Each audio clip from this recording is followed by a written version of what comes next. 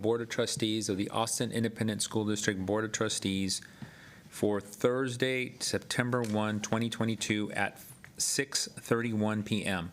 A quorum of the board is physically present at the AISD Central Office to conduct this meeting. Board meetings are open to the public based on space availability to ensure social distancing and the health and safety of our community and staff. This meeting is now streaming live on AISD TV and Apple TV. It's also being broadcast on cable channel 22 through Spectrum, Astound Broadband, and on channel 99 through AT&T UVerse.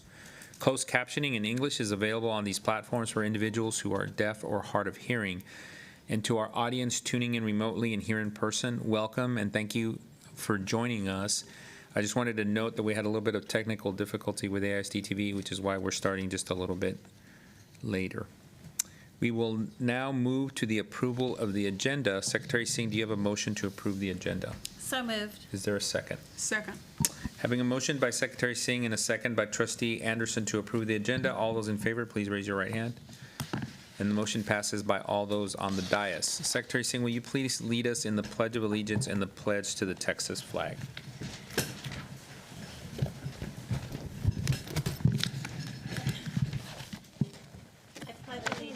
To the flag of the United States of America and to the republic for which it stands, one nation, under God, indivisible, with liberty and justice for all. Puro lealtad a la bandera de los Estados Unidos de América y a la república que representa una nación bajo Dios, indivisible, con libertad y justicia para todos. Honor the Texas flag. I pledge allegiance to thee, Texas, one state, under God, one and indivisible. Honro a la bandera de Texas. Te juro lealtad, Texas. Un estado bajo Dios, único e indivisible.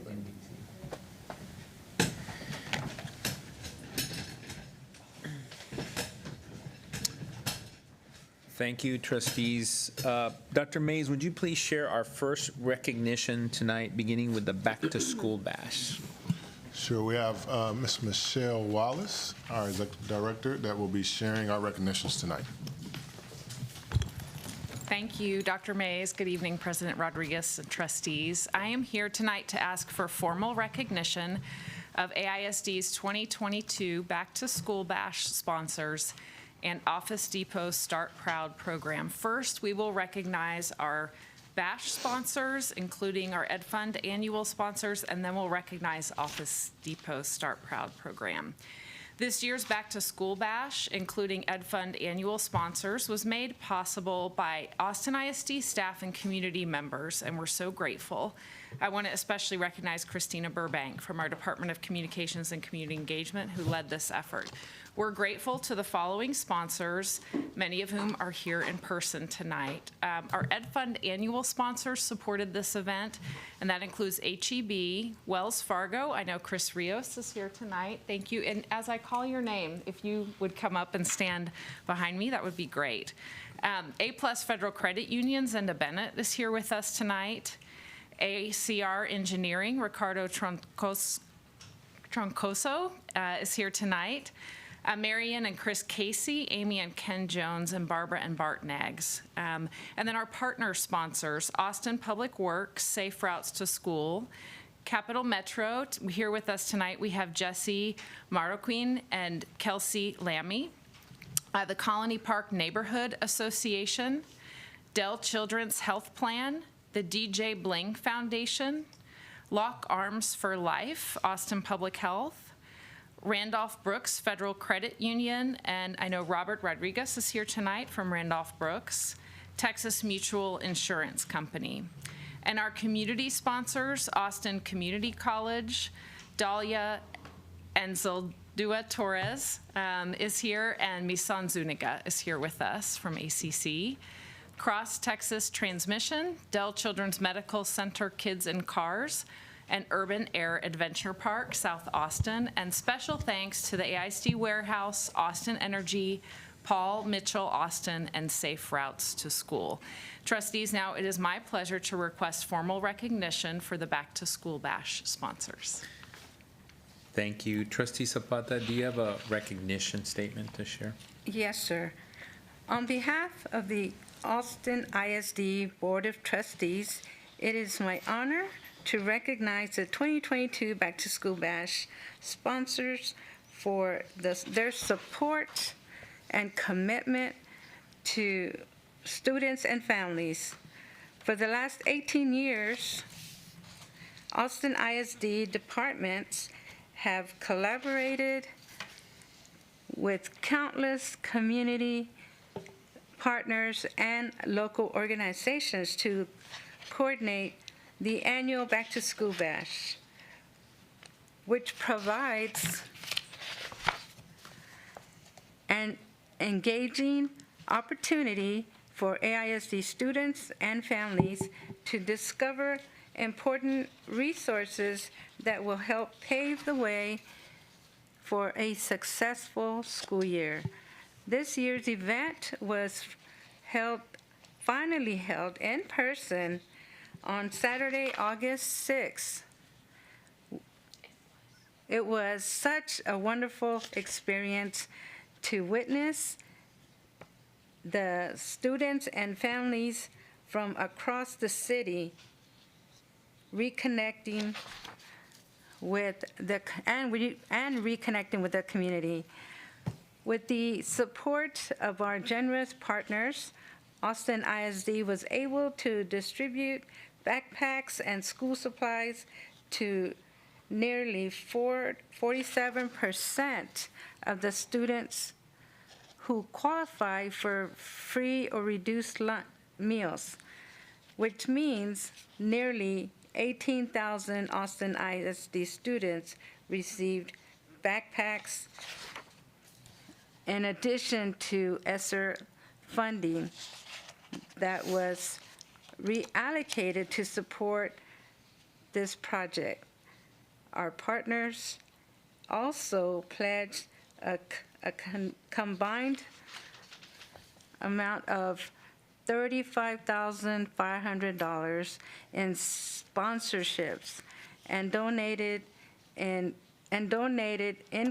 gifts, which included backpacks, school supplies, dental kits, bus passes, booster seats, and much more.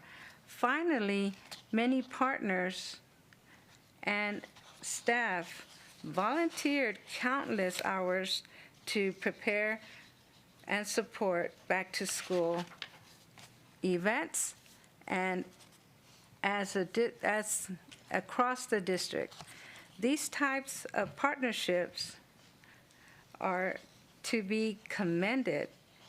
It is with great pride that the Board of Trustees of the Austin Independent School District recognizes and thanks all 2022 Back to School Bash sponsors for their partnership and students and families.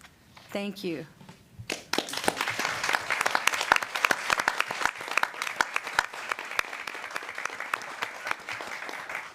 Thank you all very much for your support of public education.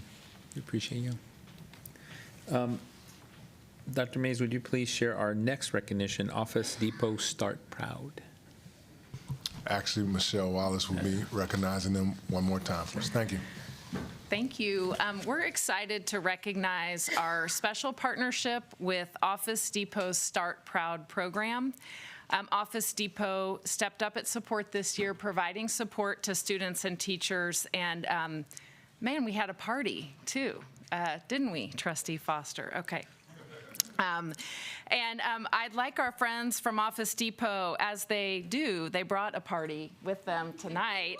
So if you're still here, Logan Brown is here, Patty Salinas, Chris Pena, Jeanette Martinez, and Chris Brown. We're grateful that you made time to be here tonight. Trustees, now I'd like to request recognition for Office Depot Start Proud program. Thank you. Trustee Foster, do you have a recognition statement to share? Absolutely. So on behalf of the Austin ISD Board of Trustees, it is my honor to recognize Office Depot's Start Proud program for its support of AISD students and teachers. In 2018, Office Depot launched their philanthropic community investment program called #DepotDifference, and Austin ISD has been generously impacted ever since. They do work across the country, but here in Austin, Office Depot has now donated 5,000 well-stocked backpacks to Austin ISD students and dozens of pallets of classroom supplies to teachers and staff. And when we were at Guerrero-Thompson for this big beginning of school celebration, there were so many red shirts. All these Office Depot folks had come out by the dozens. I don't know if it was 30 or 50, and I think they really enjoy. I think we have teacher recruits among this crowd. They hyped up the kids, just loved on the kids. They had the kids coming in class by class, and they were coming through like a high-five tunnel. And one of your Office Depot guys was like the best hype man ever. He was like, "Are you ready to have a great day at school?" The kids were like, "Yeah." They had a DJ. It was a great day. You also had Office Depot models. They had a big reveal where the curtains spread and tons of backpacks. And all these Office Depot folks came out and were modeling their backpacks and wares, and the kids were going absolutely wild. It was such a wonderful way to start the school year at Guerrero-Thompson. But I know you also support Pecan Springs and have been doing this work. Trustees, not to start anything, but you want this crew to be in one of your schools next year as they do this at a different school each year for the last several years. So all students received backpacks and school supplies. An all-star teacher was awarded a special surprise package, and that was like watching the Showcase Showdown thing, where at the end of Price is Right, you get to see the stuff. A teacher came up who received this award, and she had a table full of laptops, printers, stuff. It was just amazing to recognize an amazing teacher. Currently, fundraising is also underway, as I understand, or I'm not sure if it's over yet, but when folks go to Office Depot and they make a donation at the checkout, that's going to this fund. Is that correct? Yes, sir. So this is an ongoing effort. So it is with great pride that the Board of Trustees of the Austin Independent School District recognizes and thanks Office Depot Start Proud for their partnership and support of Austin ISD students and teachers. Thank you so much.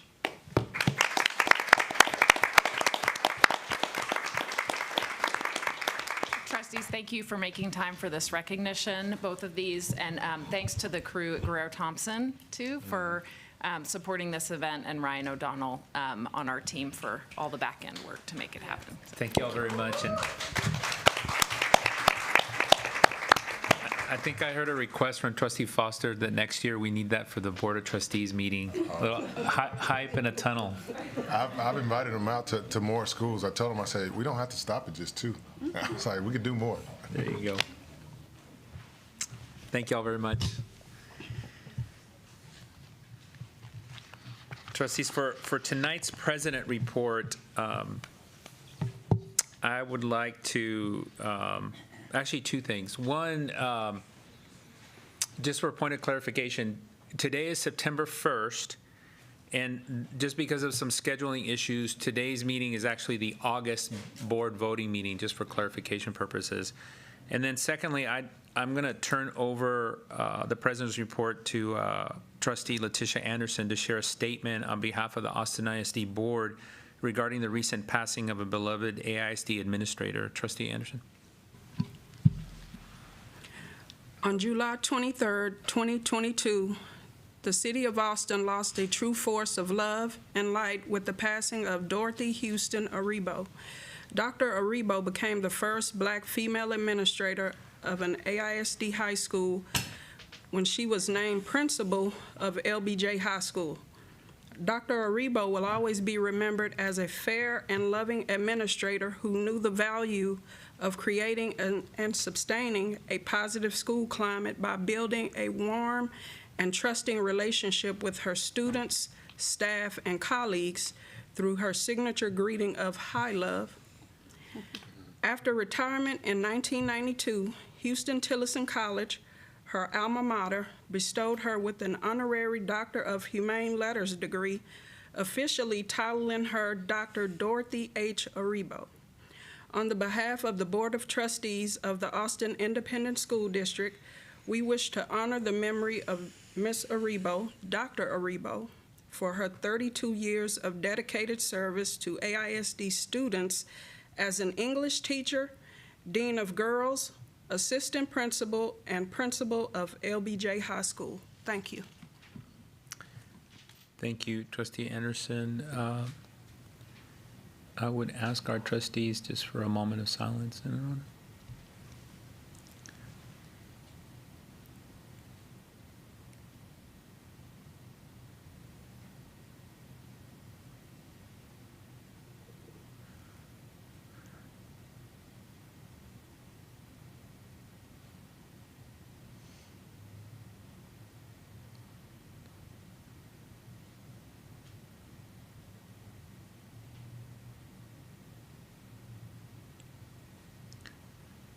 Thank you again, Trustee Anderson, for the recognition. Trustees, at this time, we would like to provide committee reports. Trustee Ashe, can you share the policy report and the report for the Austin Education Fund? Certainly. I will start with the Policy Committee report. We met on Tuesday, August 9th with Trustees Foster and Boswell and myself. Also present from administration were Dr. Jacob Reach, Edna Bunce, and Leslie Stevens.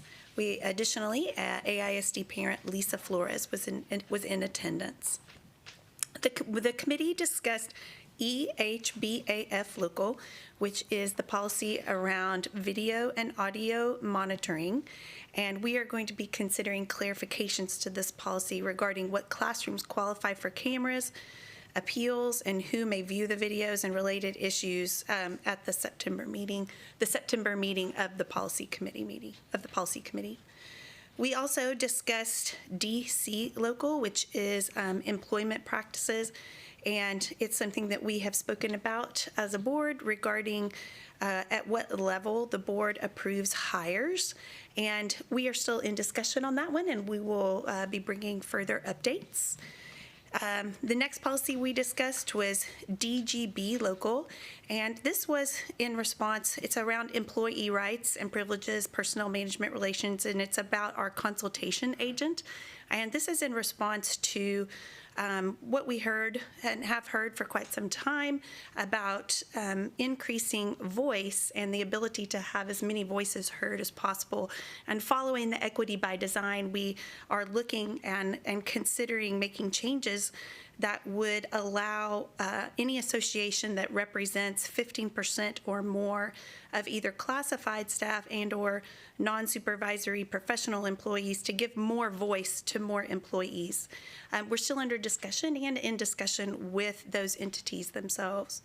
We also discussed FNCA local, which has to do with the dress code, and it will be on the board's agenda in September, and it amends the dress code to allow hairstyles of any length and style.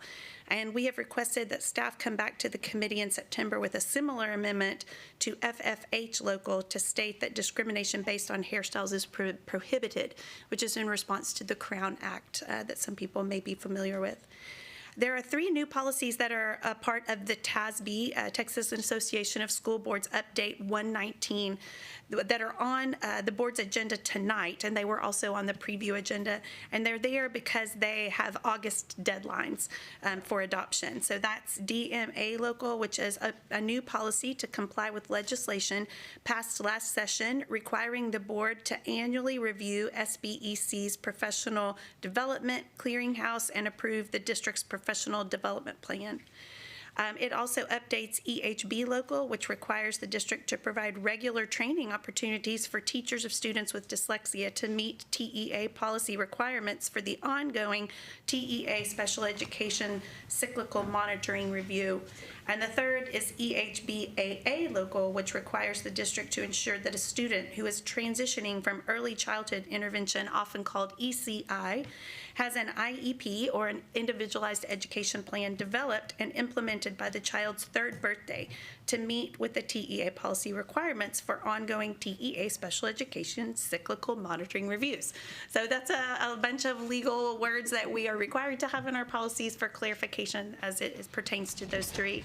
There will be additional policies that are going to be coming back to us from the TASB 119 update, but they did not have the August deadline, and so we're going to be discussing those additional policies at our next meeting, which is going to take place on September 12th.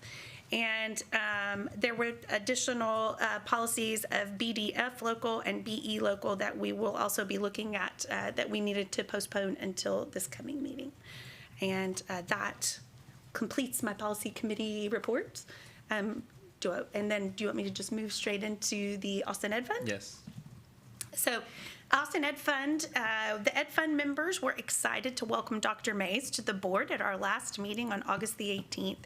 And at that meeting, the Ed Fund board celebrated the recent grant process where 52 projects were funded across the district, totaling, everybody hang on to your seats, $300,000. And the board also accepted its annual financial audit and heard a presentation on the AISD bond from Mr. Segura, Mr. Ramos, and Mr. Stanford. The Ed Fund is hosting Austin ISD's Principal for a Day event on September 28th, where business and community leaders can experience a day in the life of an Austin ISD campus from the eyes of a principal. This is the second time that they've done that. Ms. Wallace, I hope I'm saying that correctly if she's still in here. I believe they did this last year as well. It went over very well. And is a rather eye-opening experience for those who may not have had the opportunity to be on campus and experience what principals deal with every day. And with that, I'm going to send a little shout out to all of our principals as we're getting ready to start, I believe, or we're halfway through the third week of school. Thank you to all of you for all you have done for our kids. The Austin Ed Fund's Inspire the Future Luncheon will take place on October 25th. I'm going to say it again because now all of the board members, everybody out in the audience can write it down on their calendars, October 25th. And we hope that everyone will join us for this celebration of Austin ISD. It is really fun. I will tell you, I've attended them every year, and actually even previous years before I was on the board. And there is always tons of student representation. There's almost always a drum line. I'm a big fan of a drum line. I love drum lines. There's always student performances of some kind. It is a celebration of all of the wonderful things in AISD. And it is also, the luncheon is the largest fundraising event for supporting the grants program that I just talked about. And I'm going to take the opportunity to say that just funded $300,000 worth of projects. So to learn more or consider a sponsorship of this year's event, please visit www.austinedfund.org. And in recognition of the challenges faced by our campuses over the last several years, the St. David's Foundation awarded the Austin Ed Fund $60,000 to support beginning of the year gatherings and celebrations to boost morale and allow for informal relationship building, community building among Austin ISD campus communities. This support in the form of gift cards was delivered to campus principals during the week of August 8th, and a special thanks to the St. David's Foundation for this support. And that concludes my report. Thank you very much, Trustee Ashe. Trustee Boswell, can you share the Intergovernmental Committee report? Yes, happy to do that. Yes, I'm happy to do that. Thank you. The board's Intergovernmental Relations Committee convened a meeting on August 4th. Trustees Zapata, Singh, and I were present, and from the administration we had Dr. Jacob Reach and Edna Butts. And we reviewed some legislative priorities. If you might remember that we adopted our legislative priorities related to school funding in June, and we're looking at additional priorities. So we discussed priorities that had already been adopted by 2 other school districts, by 3 education-related associations and some other entities.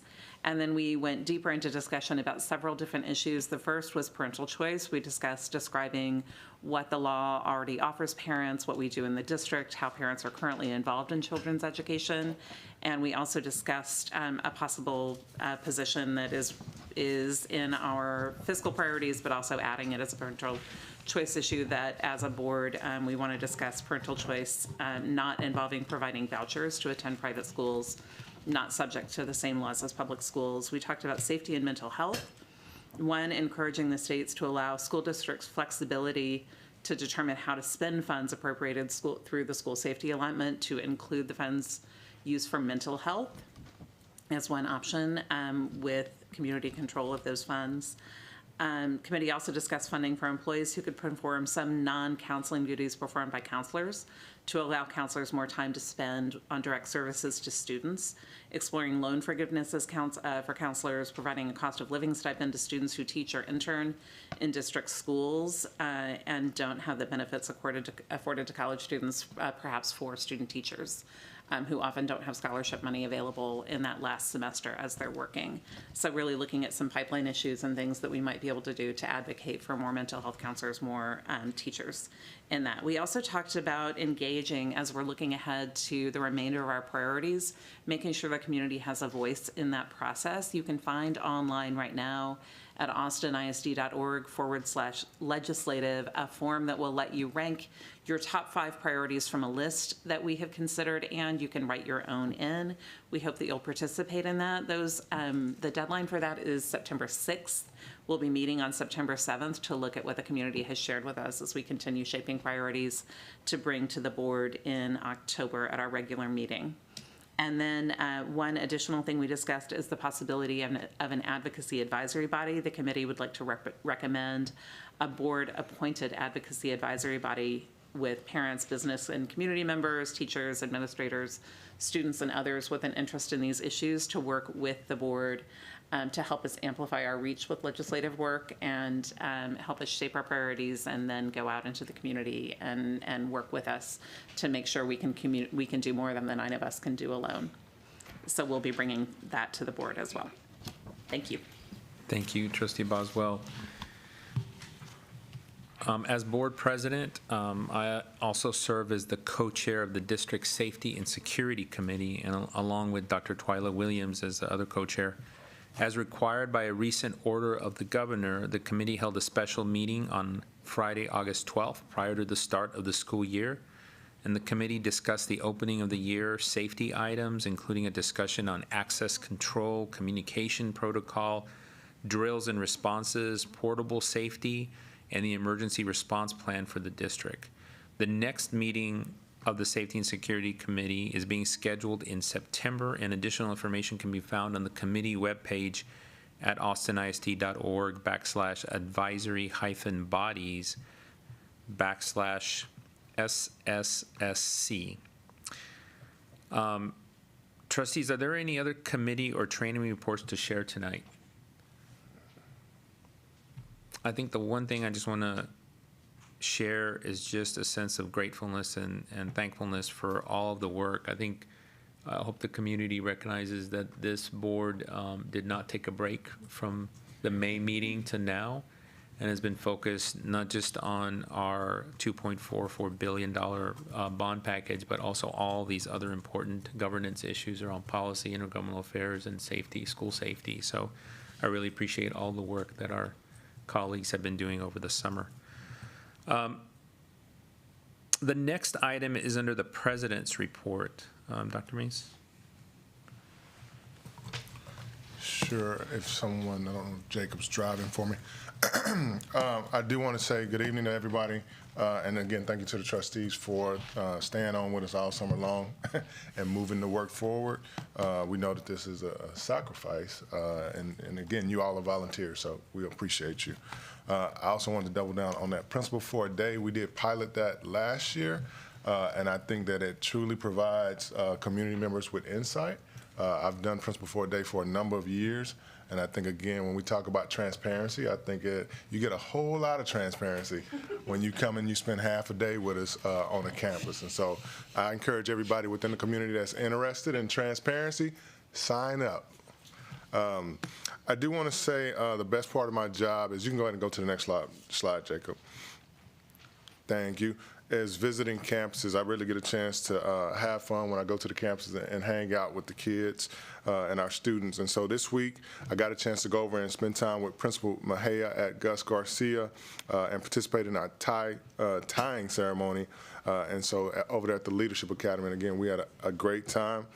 I also got to visit new Principal Chara Harris over at Murchison to really just sit down and listen to the challenges that we're having with flooding over there. And I think that it was important for myself, and actually Chief Sneed got a chance to make his way over there with me, along with Trustee Ashey, just to walk that campus and hear some of the challenges that we see with our flooding situation there. I got a chance to also visit Campbell Elementary with Principal Keith Moore, and so we had a good time over there. And I also got a chance to visit with Dr. Bedford just to participate in some of the professional learning communities that they have over there, where they're really spending time with walking teachers through PPFT, showing them calibration videos, and to use one of Drew's words, they're demystifying the work. And so our principals are actually out there busy and leading.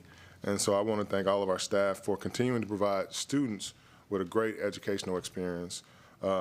As I move throughout this community, whether we are in bond meetings or just general conversations, one of the pieces that's top of mind for many of the community members is the status of our special education department and the services that we provide to our students. And so I am asking Dr. Robinette to come up as we move along this journey. I want to be able to share updates periodically, but we know that we have a larger report coming up, but I do want to share with you all what we have for right now. So I'll turn it over to Dr. Robinette.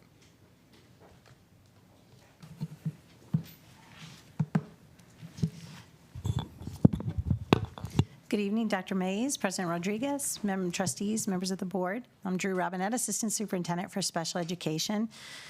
At any time, Dr. Mays and board, I want to thank you for the opportunity to highlight our over 10,500 students that are exceptional here in this district that receive special education services. And I especially want to thank you for elevating the essential and critical work that we know is not only on the horizon, but present for us, that we need to address on behalf of our children.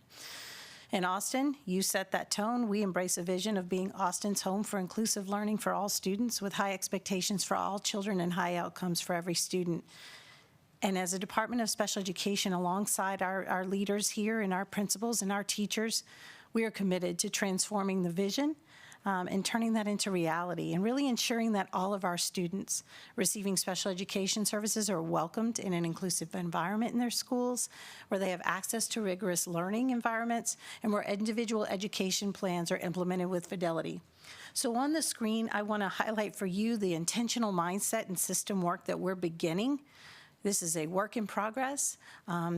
Beginning this summer, you'll probably recall that the Stetson report, Dr. Francis Stetson, our district engaged in a nationally known consulting group, coming to really study where our strengths were and where significant areas that we needed to highlight or shadows we needed to address in our system were brought to light. And that was completed and shared with you all last spring. And that is for us, especially as a new leader in the Department of Special Education, not new to our system, and for our team, really provides a roadmap for us and is transparent with our community about key areas that we need to address around leadership, which is really shared vision work across our system for students with disabilities, instruction, capacity building, staffing, and family engagement. And so one of the things that's been done thus far, I don't consider anything done, so let me qualify that. That's a work in progress since we've started, has been in response to those recommendations, quite a bit of leadership redesign for our system, and specifically you've heard of, and our community should know, organized into 3 large learning communities with really bridging shared ownership and responsibility for all students across our members of the schools, working alongside our academics and special education team members. So thank you for that, Dr. Mays and Chief Casas, for embracing that and bringing that to light for us and for our team. You'll see on the right-hand side of the screen what we call our big rocks. And Goodness knows there's a lot more rocks that are in our bucket, and those are not the only rocks that we need to address. But key priorities for us in partnership are to really address, and we're hearing from our community, but our data show it as well, the need for greater inclusion, inclusionary practices for our students, high-quality instruction for our students, and improved evaluations and compliance. We certainly have legal frameworks that we need to address as well. And so we kicked off not only that system design, but our Leadership Institute. Couple of highlights. Our Summer Institute was kicked off by Dr. Mays, Chief Casas, and Dr. Francis Stetson on what it takes to make a mind shift and reimagining equitable and inclusive classrooms from schools for our students. We launched in partnership with our inclusion work group just this fall. They worked on it through the spring. The guiding principles for inclusion for our district, those will serve as a beacon and a highlight for us around equitable access for our students, inclusive mindset, a sense of belonging, and that was co-developed with our community. Not only did our Leadership Institute have that kickoff with that focus for all of our principals and assistant principals, but likewise, we broke into sort of three main areas around those three big rocks that you're seeing there, and provided additional work and support for our principals, and likewise did similarly with a professional learning exchange day. It's not really a webinar, but course for all of our general education teachers and our special education teachers. So this is the first time launch of something that is required as a special education learning strand for our educators and campus-based instructional staff around deeper inclusion practices, essentials for multi-tiered systems of support, accommodations for students, and really differentiating for our learners' needs. We know you can't put that in at the end. You have to plan for that at the beginning, and that likewise is transforming our professional learning communities process with our leaders and our teachers as well. This is hard work, and it's hard work. And we want to thank our teachers. We want to thank all of our folks for embracing all of our learners. We really want to be known as a district that really operationalizes the vision that you all have set and that our data show we have not yet achieved. And so tonight is not a pep talk and a commercial to say that we are complete, but we are excited and we are compelled to continue this work alongside our staff members because we know it's the right work for our students. Last but not least, we look forward to bringing towards you the capacity building pieces not only for our teachers and staff, which will be ongoing, and our leaders, but to come next month with a scope and sequence for our parent power hours. We talked about capacity building and outreach with our parents and our community engagement as well. We have a long way to go in that area, and we know that there are lots of ways to communicate with our team members digitally, but also in relationship and partnership with them.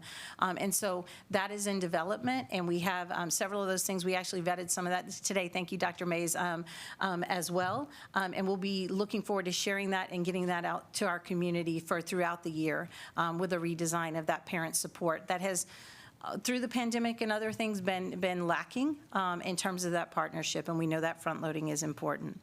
So thank you for the opportunity to share the work in progress, and we look for any opportunity to continue to champion on behalf of our students. I do want to take a moment just to say thank you to Dr. Drew Robinette. Again, like she said, this is hard work and it is heart work. And so I want to acknowledge the fact that she does that every day for us. And we want you to stay right here with us doing all of this heart and hard work. All right.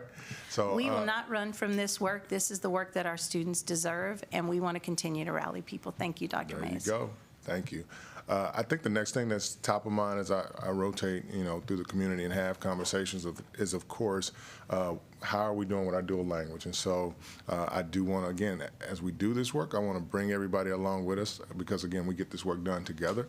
And so I do want to, again, while it's not the official report, I did want to share with the community where we are. So I'll turn it over to Dr. Villapando, our Assistant Superintendent for Multilingual Education. Good evening, trustees and Dr. Mays. Thank you for allowing me to be here, this opportunity to speak with you this evening.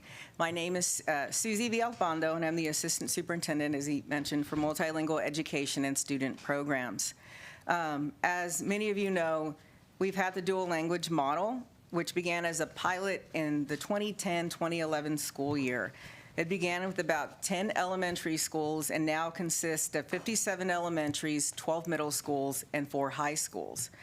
During the spring and summer of this year, we partnered with a third-party consultant to conduct a dual language program evaluation.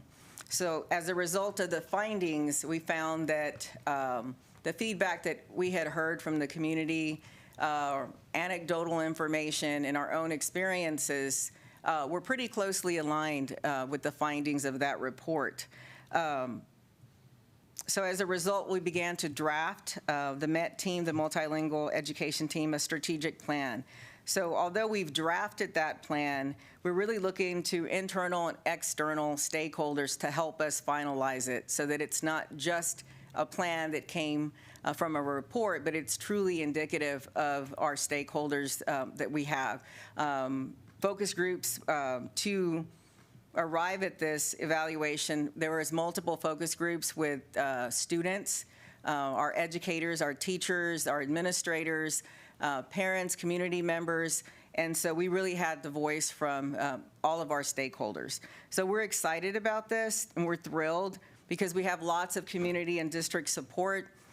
Dr. Mays and Chief Casas have already joined us in multiple meetings with our community, and we're excited about the year that we have in front of us. Just a few things to share is that we're starting a dual language task force and subcommittees. We are excited that recently, in the past week, our communications department deployed a survey that went out to the community, not just parents and students in our district, and went out broadly to the community. So it was really well written so that we get information back as to interests and kind of the trends that are out there and where we might have some future planning based on this data. So currently our MET team is already following up with families who have expressed interest or have had questions through that survey. Additionally, we're starting, as Dr. Robinette mentioned, our special populations are truly becoming a part of the core of what we do.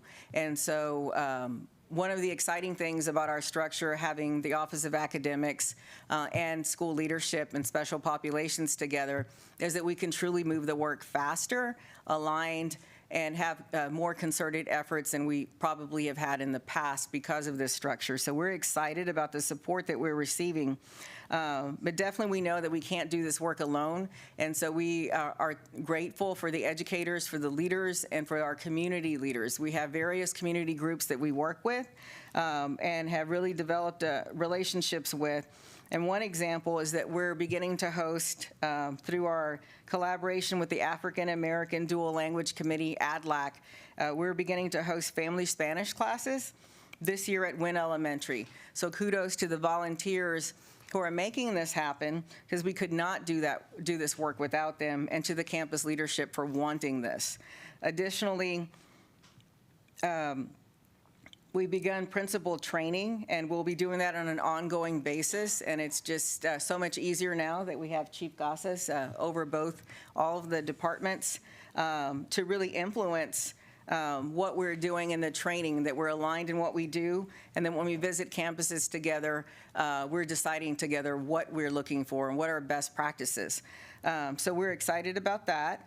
And on September 22nd, we're having sessions for the importance of bilingualism and biliteracy, and that is hosted with our parent support specialist. We're hosting watch parties where they learn more about why this is such an asset and benefit. And throughout the different parts of the city, we'll have discussions in those watch parties about how does that apply to us and what can we do. So we're excited about the upcoming year. I can't put in just a few minutes the excitement that we have and the people that we've really been able to hear from. And just want to thank you for your leadership and for getting us to this point to really start a really great year. So thank you so much. I want to say thank you to Dr. Villalpando also, who's new to our team, somewhat new. But, you know, again, this is difficult work. We talked about moving cheese and tearing down fences. And so they're about a year behind where special education is in terms of full implementation. And so we definitely have a ways to go in terms of the systems that we're trying to build and strengthen. And so I want to thank both of these ladies for the work that they do here. And so thank you all. Next slide, please. Dual language, we'll have this on the agenda on October 13th for a deeper dive into the actual item. If you can go to the next slide, please. Austin Isd celebrations. Go ahead, next slide, please. Thank you. So we did get a chance. Our first honoree first became a campus teacher of the year, and then she was selected by Region 13 as the elementary teacher of the year. So it is really no surprise, but indeed a wonderful honor that Perez Elementary dual language teacher Carrie Johnston is one of the 6 finalists for the Texas Teacher of the Year, the state's top teaching honor. Ms. Johnston's success is a great example of the wonderful work being done in our dual language programs in Austin ISD. And I would add that it is not too late to enroll your child in a dual language program. I'll say it again, it is not too late to enroll your child in one of our dual language programs. Finalists will be interviewed in September and October by a panel of judges, followed by the selection of the Teacher of the Year honors for both elementary and secondary schools. We wish you the best of luck, and thank you, Ms. Johnston, for representing Austin ISD. Next slide, please. This week, members of the Austin Ed Fund will be visiting schools across the district and making a lot of teachers happy as they award grants totaling $300,000 to 52 projects in 41 schools. The grant program funds projects that focus on innovative teaching strategies that enhance learning and support the well-being of students, staff, and families. The projects focus a wide variety of topics from law practice to STREAM. How many of you all know that there was an R now? Robotics. Promoting reading and writing to support groups for refugee students. And some of my favorites include Gus Garcia's YMLA. They are receiving funding for a media lab and after-school club, which will allow the school to create and manage a school YouTube channel and a school yearbook. Ortega Elementary will promote student well-being by offering SEL, mental and physical education support to their school community through yoga classes, dance classes, meditation, and physical fitness apps, and sensory and mindfulness room. And our multilingual education team will purchase sewing machines and materials for a bi-weekly sewing group, and that also functions as a support group for female Afghan students and their mothers. We are truly grateful for the work of the Austin Ed Fund and the support of our teachers, students, and community. Next slide, please. So you all know, of course, we've been challenged with teacher shortages, but something we love to see here in Austin ISD is our former students coming back to serve right here at home. Eastside ECHS English teacher and 2012 Eastside Memorial graduate, Lueva Ortiz, is a perfect example of this. She was recently awarded the first ever Panther Pen, recognizing teachers who go above and beyond in their work every day. Ms. Ortiz attended St. Edward's before returning to Eastside. In the short time since she's returned, she has built relationships with students, established class procedures, and helped support other staff. We are so fortunate to have her, one of our own, back here to help generations succeed. Next slide, please, Dr. J. And so earlier this week, I spent my morning at the Gus Garcia Young Men's Leadership Academy tie-tying ceremony. It was fantastic to hear the 7th and 8th graders share advice and words of wisdom with the newest young men of Gus Garcia. We all assisted the 6th graders with feeling successful walking into the school each day with a perfectly tied tie. A true brotherhood with everyone helping each other. I met so many service-oriented problem solvers who I know will do an amazing things in our community. And so again, thank you to Principal Mejia and the staff and the community, including members of 100 Black Men who made this event possible. And so that concludes my report. Again, thank you to all of our professionals out there doing the great work. Thank you, Dr. Mays. You didn't mention Cassis Elementary School. I'm sorry. Got you.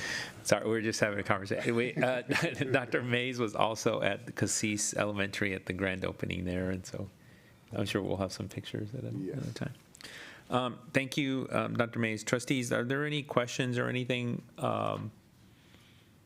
you have questions about with the presentation? I know that you all are sending a lot of questions in around bilingual education, special education, and the trustee tracker. And there's a lot of activity and interest in those issues, but is there anything you all want to raise up now? Trustee Singh? Dr. Mays, I really appreciated having this little update. I think this kind of transparency is going to be really helpful to bring us along. So I'm really happy with what I heard. So thank you. I think in future presentations, like as we do more of a deep dive. Some of the things that stuck out to me that I wanted to see a little bit more about is really that implementation for both the SPED and the dual language bilingual education. So whatever tool that the staff is using to mark milestones and implementation, I would love to be able to see that so that we have that framework of how you all are judging success, so we have a common definition of what success looks like. Thank you. Thank you, trustees. Anything? Trustee Lugo and then Trustee Boswell. Thank you. I want to echo Trustee Singh's comments, first for bringing these topics back. And also, it's no surprise to y'all, I love talking about implementation and implementation science, metrics, measures, accountability, milestones. So I would really love to, in whatever manner that can be provided, I would really love to get that information too. Thank you. And yeah, I want to share my thanks. These are topics that are deeply important to a lot of our students in our community and things that there has been a great investment in. So I really appreciate all the update information and work that's being done. And I'm always thrilled to hear that people are working with families to shape this and amplify the work. So thank you for that, and our community partners. I know we have, with both dual language and special education, we are wealthy as a community in resources who really want to partner with us and work with us. So thank you for that. I have just two quick things. We had talked about when we heard the Stetson report, when Dr. Stetson came to present to us, one thing we asked what we could do as a board to help this work move forward. And one of her recommendations was to adopt a vision as a board of what we want our special education programs to be. I'd like to follow up on that and work toward that as a board, ideally perhaps with our department and our advocates, our community advocates, on really coming up with a vision that we can use to guide our work as that North Star as we're looking at the metrics and the rest of it. So I just want to put that back on an agenda item request. And then one thing that I also have been hearing a lot about from constituents and people in the community is students who have done dual language in elementary school and then perhaps had a different path for middle school or high school, not at one of our dual language schools because of issues of transportation or program or some other reason. And they're running out of classes, especially Spanish classes. And for a student who's been, having bilingual education since, kindergarten to get to their junior year in high school, they've passed the AP tests, with flying colors, to run out of Spanish classes. At that point, I would really love to work as a community to figure out how we make room for that. In a way that, they're not maybe doing the full dual language high school certification, but so they can at least continue their language all the way through until they leave Austin ISD. And I say that as someone who has struggled very hard to learn enough Spanish to relate to people and have conversations. And I know when I don't use it, I lose it. And I would hate to put our students in that position. So thank you for considering that. Thank you, trustees. Any other questions? If not, thank you all both for your presentations. Our next item is a scorecard discussion and review of Goal 7, Disparity of African American Disciplinary Actions, and Goal 8, Disparity of Special Education Disciplinary Actions. Dr. Mace? So we do have a team coming forward, and similar to the conversation that we just participated in my update, it really is about a team. So as you see Mr. Adams addressing discipline and compliance, like I always tell him, it shouldn't be a conversation that we have in isolation, that we should definitely see our SEL department, our Office of School Leadership, and our special education team doing this work in collaboration. And so we really are focused on eliminating those silos and bringing the team together to take care of the work. And so I'll turn it over to Mr. Adams to kick us off. Good evening, President Rodriguez, trustees, Dr. Mays. Thank you for providing us the opportunity to share an update of the 21-22 end of the year report for Scorecard Goals 7 and 8. I'm seated here with a few of the departments I work very closely with to make sure that we're improving our outcomes for our African American students and students receiving special education services. Scorecard Goals 7 and 8 were created to address the overrepresentation of disciplinary actions for African American students and students receiving special education services. Goal 7 measures the disproportionate disciplinary actions of African American students, and Goal 8 measures the disproportionate disciplinary actions for students receiving special education services. One example for our viewers is if students receiving special education services make up 14% of the student population, but they're represented in disciplinary actions of 30%, well, it's disproportionately represented by 16 percentage points. Disciplinary actions refer to incidents that result in in-school suspension, home suspensions, and discretionary removals to the DAP. Duplicated data is included in this measure as it gives us a clear indication of the number of incidents occurring. At this time, I would like to draw your attention to the slide, which is our progress monitoring report. The first slide shows the 4-year trend data and the board targets that were created in May 2022. This table indicates the final end-of-the-year data for school year 21-22. For school year 21-22, the African American enrollment was 6.5%. The disciplinary action scorecard target for this student group was 15%. The end-of-the-year actual was 17.5%. So we did not meet the goal or the target for Goal 7. Regarding Goal 8, the enrollment for students receiving special education services was 13.4%. The scorecard target was 34%. And our end-of-the-year actual was 29.7. So we met the target for Goal 8. A bright spot that I'd like to point out is the reduction of disciplinary incidents occurring in both scorecard date goals. This number is reflected in the denominator, which shows that in school year 18-19, we had 13,432 disciplinary actions of homeschool suspension, in-school suspension, and discretionary removals, compared to school year 21-22, where we had a total of 6,133 disciplinary actions. The number of disciplinary actions have reduced by 46%. However, we're still disproportionate for African American students and students receiving special education services. Let's move to the next graph right there.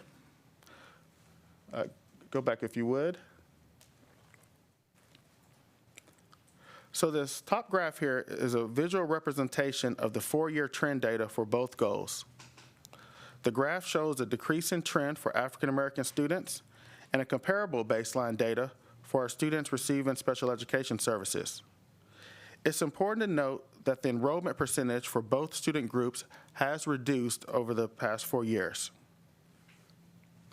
In the bottom table, this is our progress monitoring sheet that we reported to the board in, last May of 2022. The table shows that the end of the first semester, our disproportionate disciplinary action percentage for African American students was 20%, and for students receiving special education services, it was 33%. During the second semester, secondary campuses with disproportionate data had to create a disproportionate disciplinary action plan to address their disproportionate outcomes. Based on these plans and monitoring coaching campus administrators by secondary leadership, we reduced the disproportionate disciplinary action for African American students from 20% to 17.5%, and for students receiving special education services from 33% to 29.7%.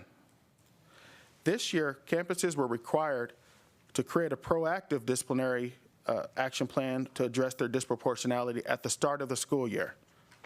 These plans will be updated every 9 weeks and will be monitored by secondary school leadership, Chief Casas, and my team. At this time, we're going to transition to our presentation.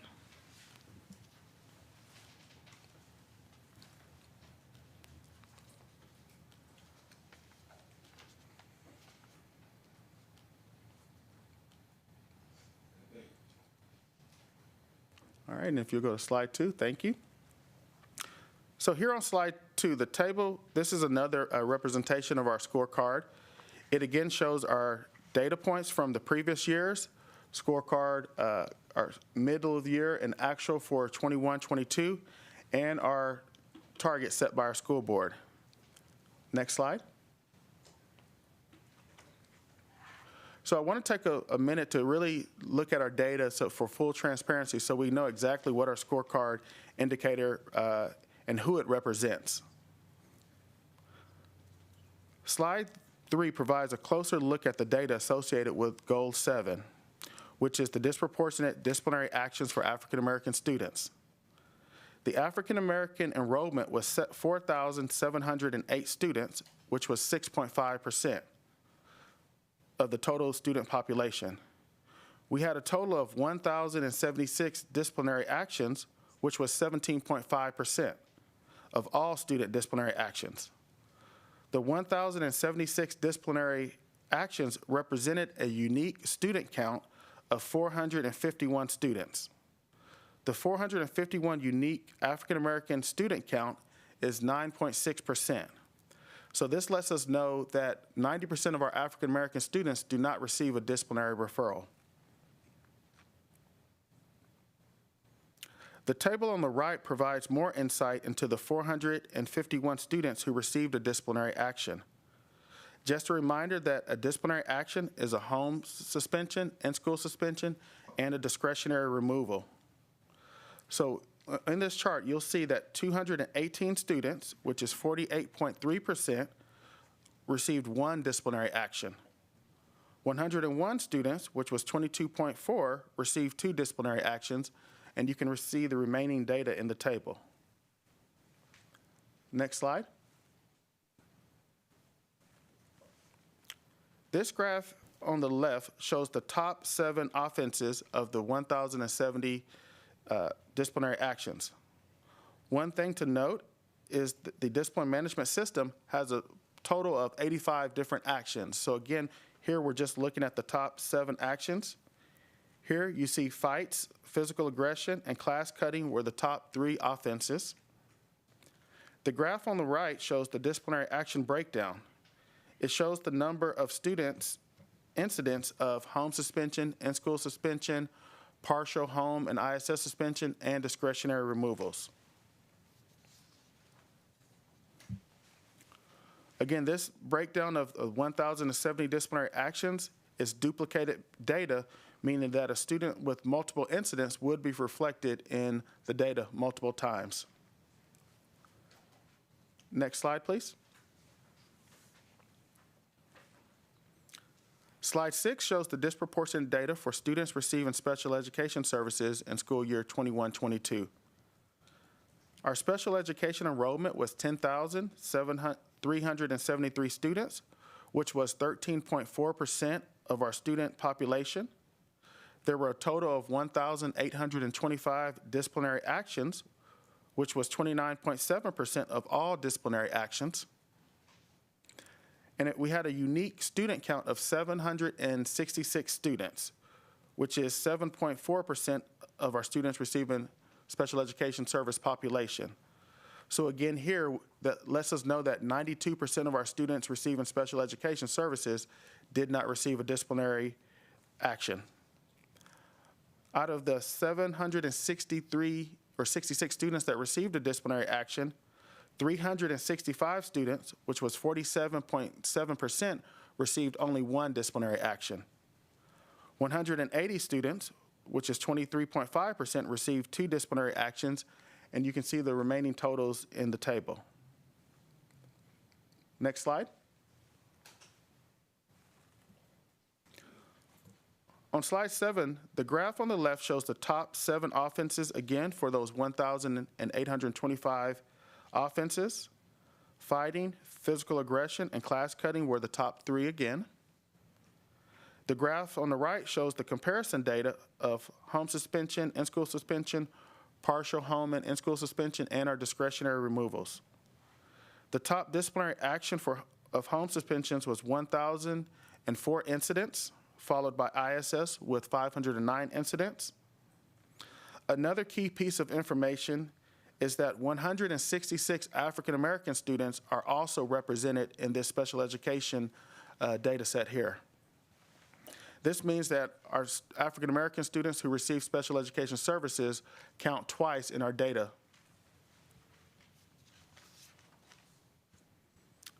Next slide. Slide 8 shows the number of disciplinary actions occurring by each month.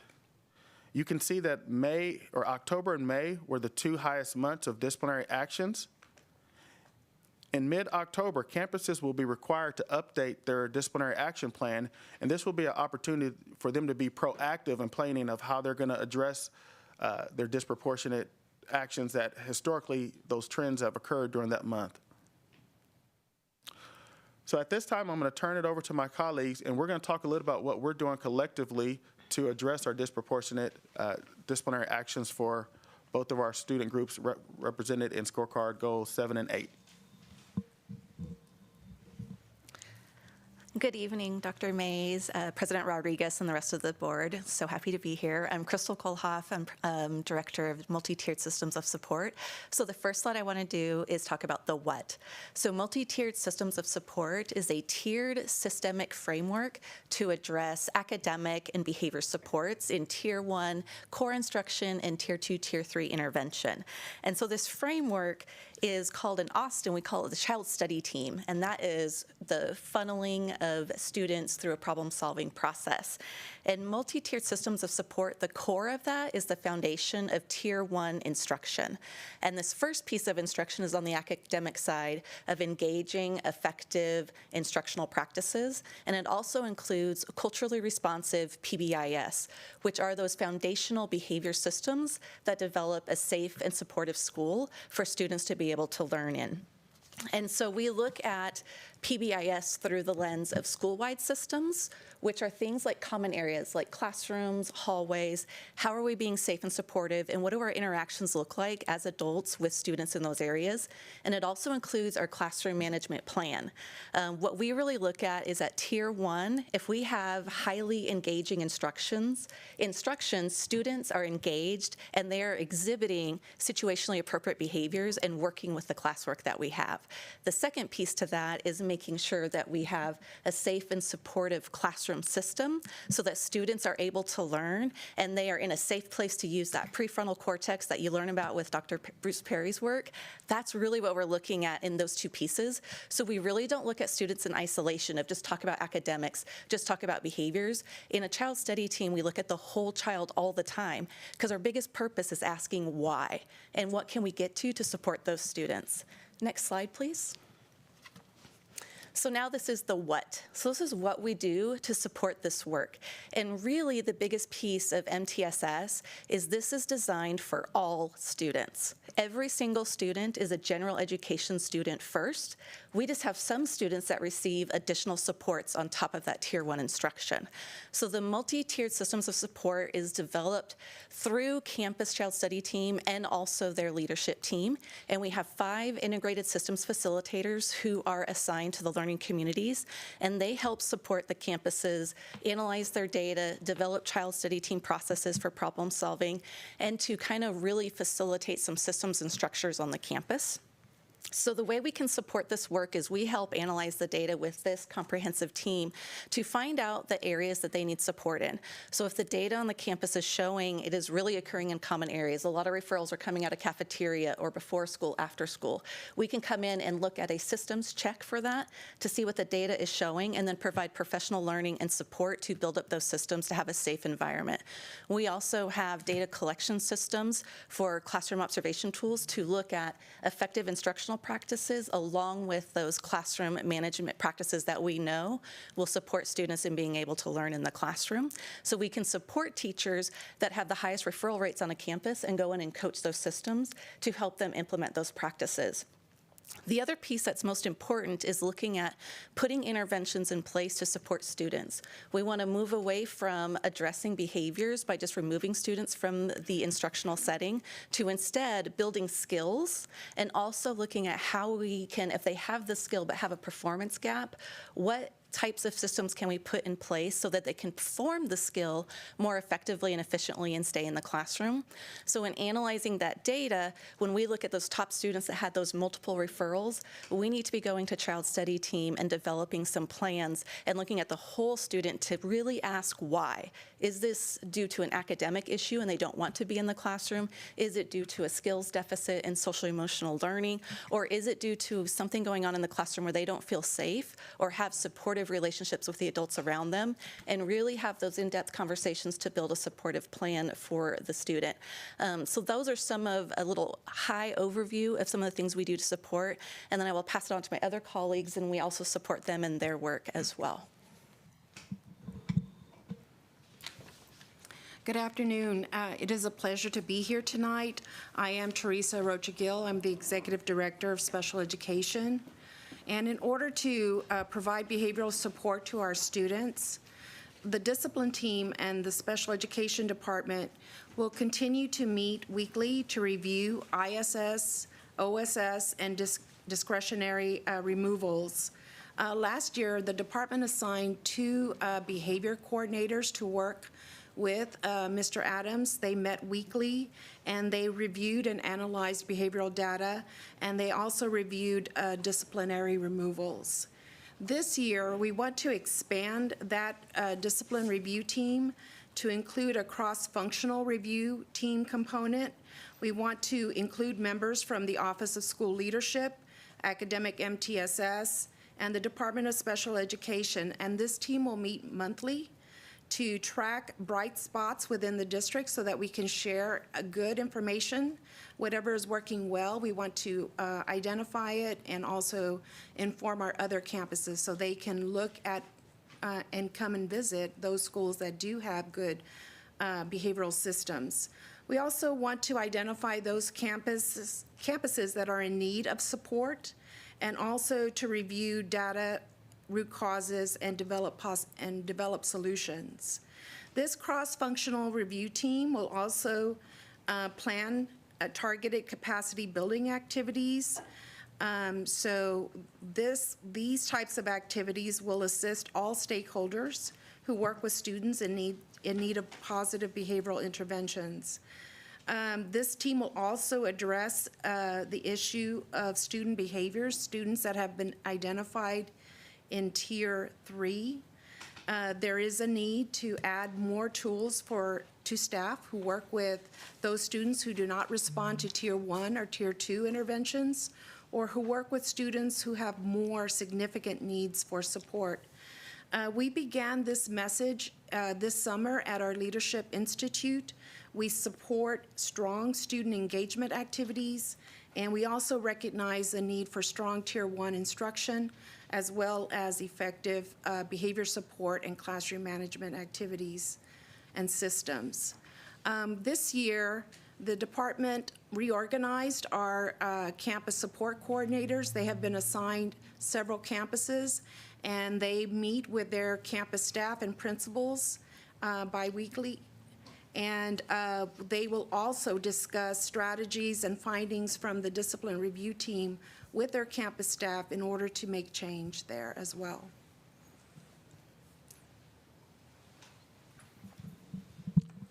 Okay, and a couple of things of support that my department is providing is, number one, we required all campuses to develop their disciplinary action plan before the start of the school year.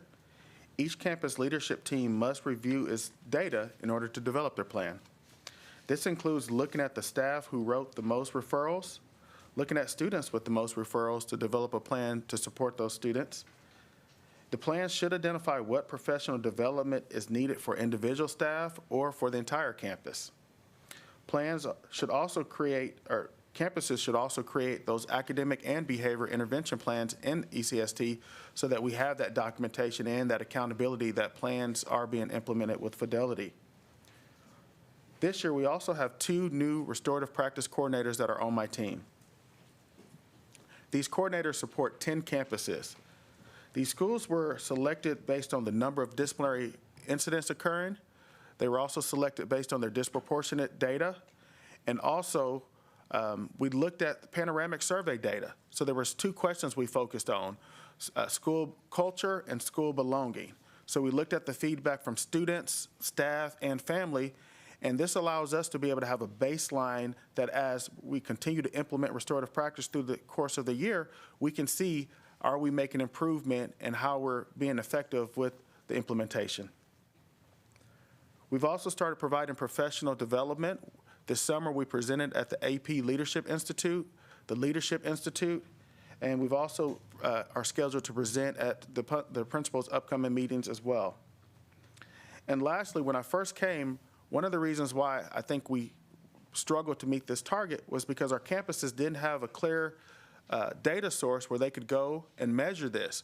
So we've worked with our Forecast 5 vendor, and we've built a dashboard where now district leadership and campuses can look at real-time data and then make interventions or adjustments as needed as well.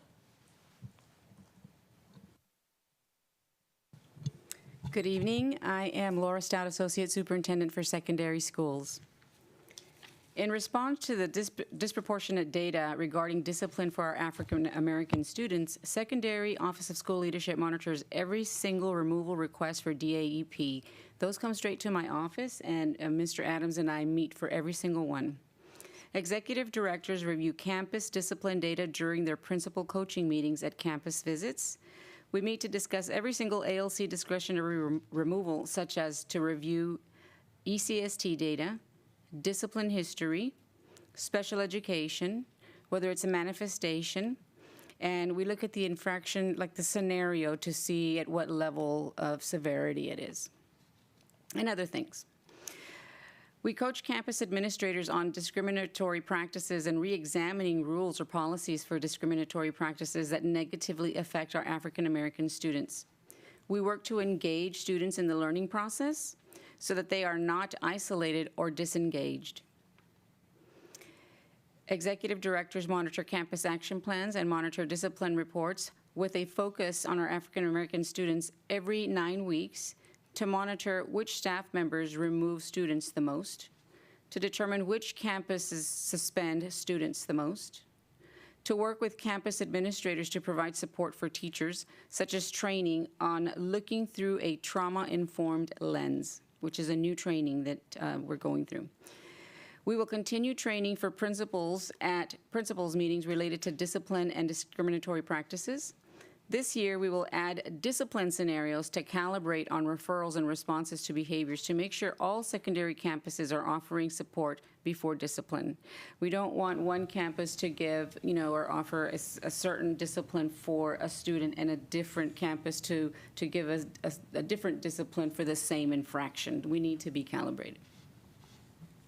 In looking into the future, we want to develop mentoring programs with Fidelity, continue training teachers through a trauma-informed lens to determine if there is a need behind the behavior, seek to identify what the need is that may be causing the behavior, training teachers for the need to be addressed to change the behavior, such as with mindfulness, like taking deep breaths, offering peace corners where students can pause and self-regulate, taking a walk, taking time to gather thoughts, doing sensory activities such as drawing or coloring or holding and handling objects.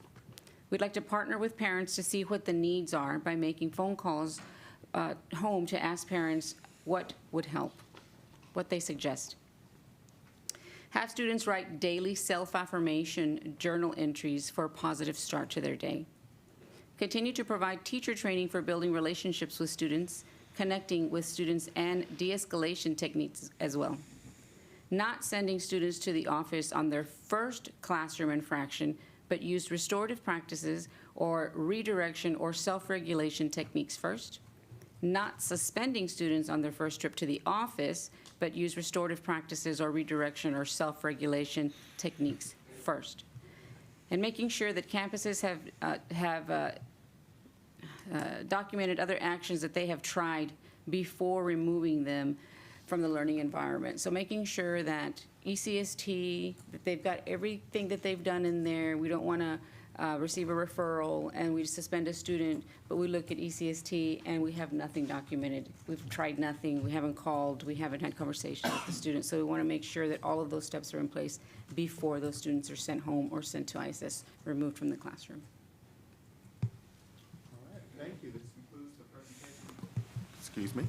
Thank you. This concludes the presentation portion of our time. Thank you all. Thank you all very much. Trustees, now is the time for us to ask questions on the current vision. And our goal tonight is monitoring and ensuring our reality matches the vision presented. So when asking questions, we should try to focus on the data presented, asking questions about who, what, why, and how. And Trustee Anderson had her hand up, I think, when the presentation started, so I'll recognize her first. Thank you for this presentation. This is a pretty, I don't want to say passionate, but I've been that student who got referred. I've been there. So my questions are, you mentioned a disciplinary action plan. Who will monitor that? Is it something that a campus writes and it's just there? Is it something that'll be updated, something that's looked at frequently? Okay. We'll both take that, but it's something that the executive director that supervised that principal will be monitoring, and we've developed a checkoff system that ensures that they've monitored, where they'll have their notes. But then also, I report out to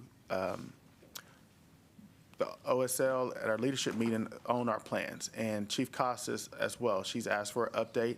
And one of the things that we're going to be adding as we met this week is, some of the interventions that previously were offered or suggested to schools are now going to be required, so that if we see disproportionate data rates are higher and they're not making progress, well, then this is the required training that those campuses are going to have to implement at the campus level.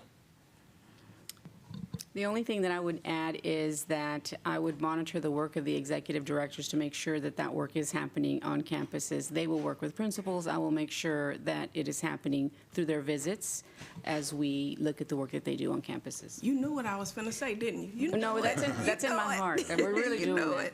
So what will the professional development look like? I can take a stab at that. So some of the things that we offer is we have a whole professional learning series, and we did link that in your packet so you see some of the things that we offer. But really looking at the data will drive what professional learning that we'll be offering to the campuses. And then through the Office of School Leadership, she will be monitoring to make sure that they actually attend those. But it can be anything like active supervision. If we've gone and taken observation data and staff are not actively supervising and engaging with students in a safe, respectful manner, and students are not being safe in those areas, we will provide professional learning on active supervision. Or we have a classroom scaffolding, classroom management training. We have that through Blend, and we'll be offering that as well. And the MTSS department is now also offering Thursday Zoom sessions where we do deep dive 30-minute sessions that are offered about 8 times a day on topics we know occur regularly every year. And then we also have Thursday office hours from 8 to 4, where any staff member, principal, administrator can come into our Zoom room and ask those questions or problem solve or kind of debrief. And they can also sign up for sessions that we can go to on the campus for that as well. And then we also offer lots of professional learning on how to run an effective child study team, what it means to look at multiple sources of data, what it means to address the whole child, and how to write effective intervention plans and how to implement that in the most effective way. So those are just a couple examples of some of the professional learning that we do have. We also have trauma-informed care and some brain-based learning opportunities that we have as well at the secondary that we can roll out to. So does any of that include communication? Yes, ma'am. So we do have a whole section about, it's about student respect, how we communicate with students, a positive ratio of interactions versus constantly correcting students? What is your acknowledgement system? And then also looking at how I have systems set up that engage students in a culturally responsive way. And then as a teacher, if we have reflection activities to reflect on how I'm responding to students in the moment and maybe changing some of those biases or trained responses that I've developed as a teacher to reflect on those and maybe break through some of those to change those interactions. Okay, and a huge concern of mine, I've had every time I hear ECST, one thing I hope that does not happen is it becomes a place where, you know, you have a incident with a student, you're documenting, and it continues to follow the student. So, you know, when that student goes to a new campus, you know, there's this picture painted of them that may not be accurate. It may be, you know, maybe it's an interaction. Maybe I had an interaction with you and we just didn't vibe good. But you've documented that and it's followed me.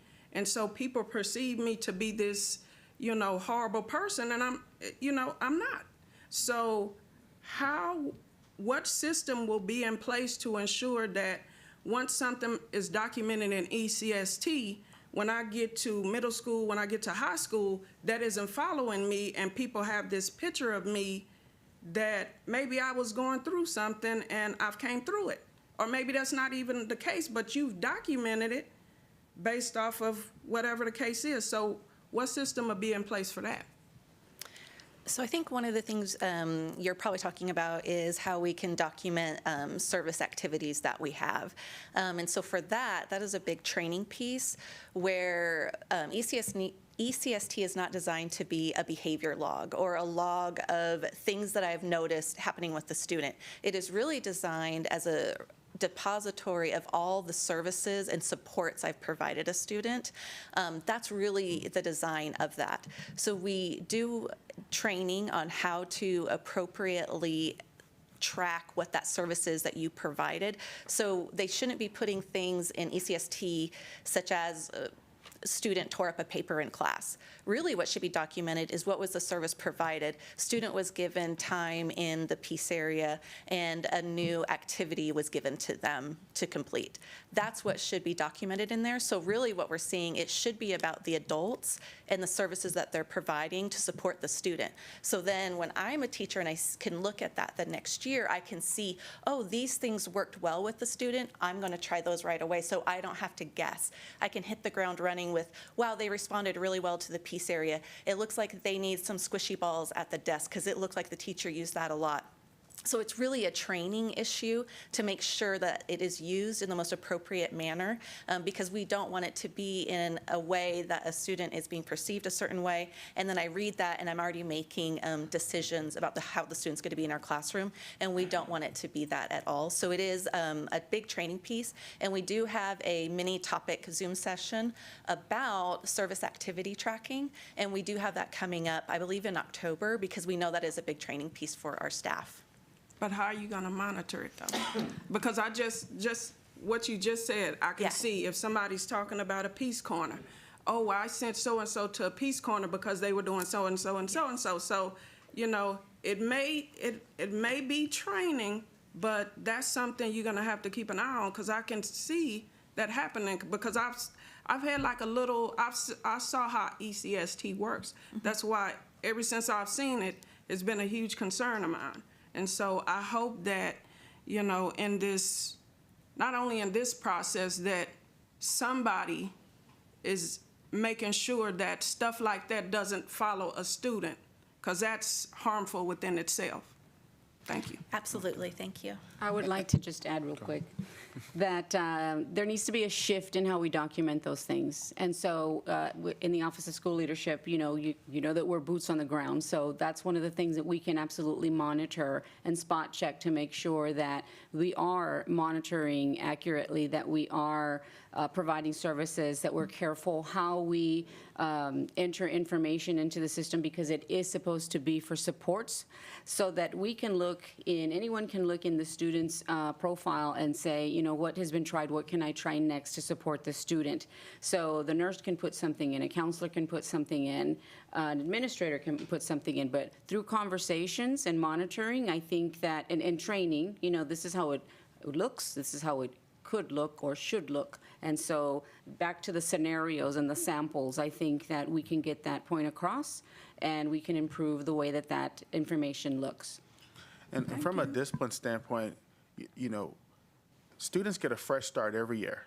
So all of the interventions, services that were provided the previous year, when we're considering discretionary offenses, we're starting every student fresh. So our expectation is, if a student has exhibited some of those characteristics, well, we need to go back to providing counseling, referring to the mental health, partnering the student with the mentor, all of those services before we move to discipline. One of the things that we did over the summer is, because a lot of students mature over the summer, is we didn't continue placements with probably 95% of our students. We actually only had 5 students that continued their DAP placement from the previous year, so that those students are getting a fresh start at the beginning of the school year as well.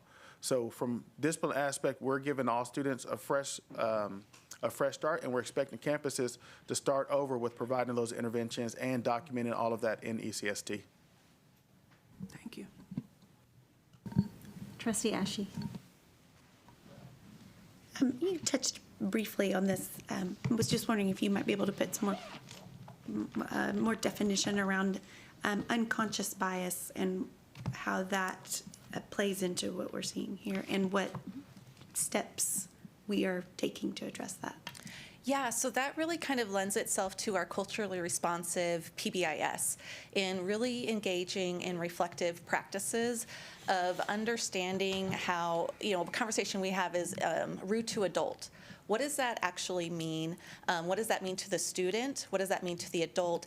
And looking at maybe why I might think something is rude when it's really just students engaging in how they talk nowadays. But we might be taking offense to that. So it really is taking this reflective piece to see, is there something that I need to look at to change my interactions? And also looking at how some of our systems are designed for PBIS in terms of what it means to be respectful, safe, responsible. Are we looking at that through a cultural lens? For this particular school community, is it appropriate that students are sitting in straight rows, they're quiet, they're not engaging with each other, or is talking okay? And for this particular group, is it culturally appropriate? Is it developmentally appropriate? What does that look like? Instead of kind of making these standardized list of rules, it's really looking at our community, that what's developmentally appropriate, and then as an adult, engaging in those practices of understanding how students are today, what that communication looks like,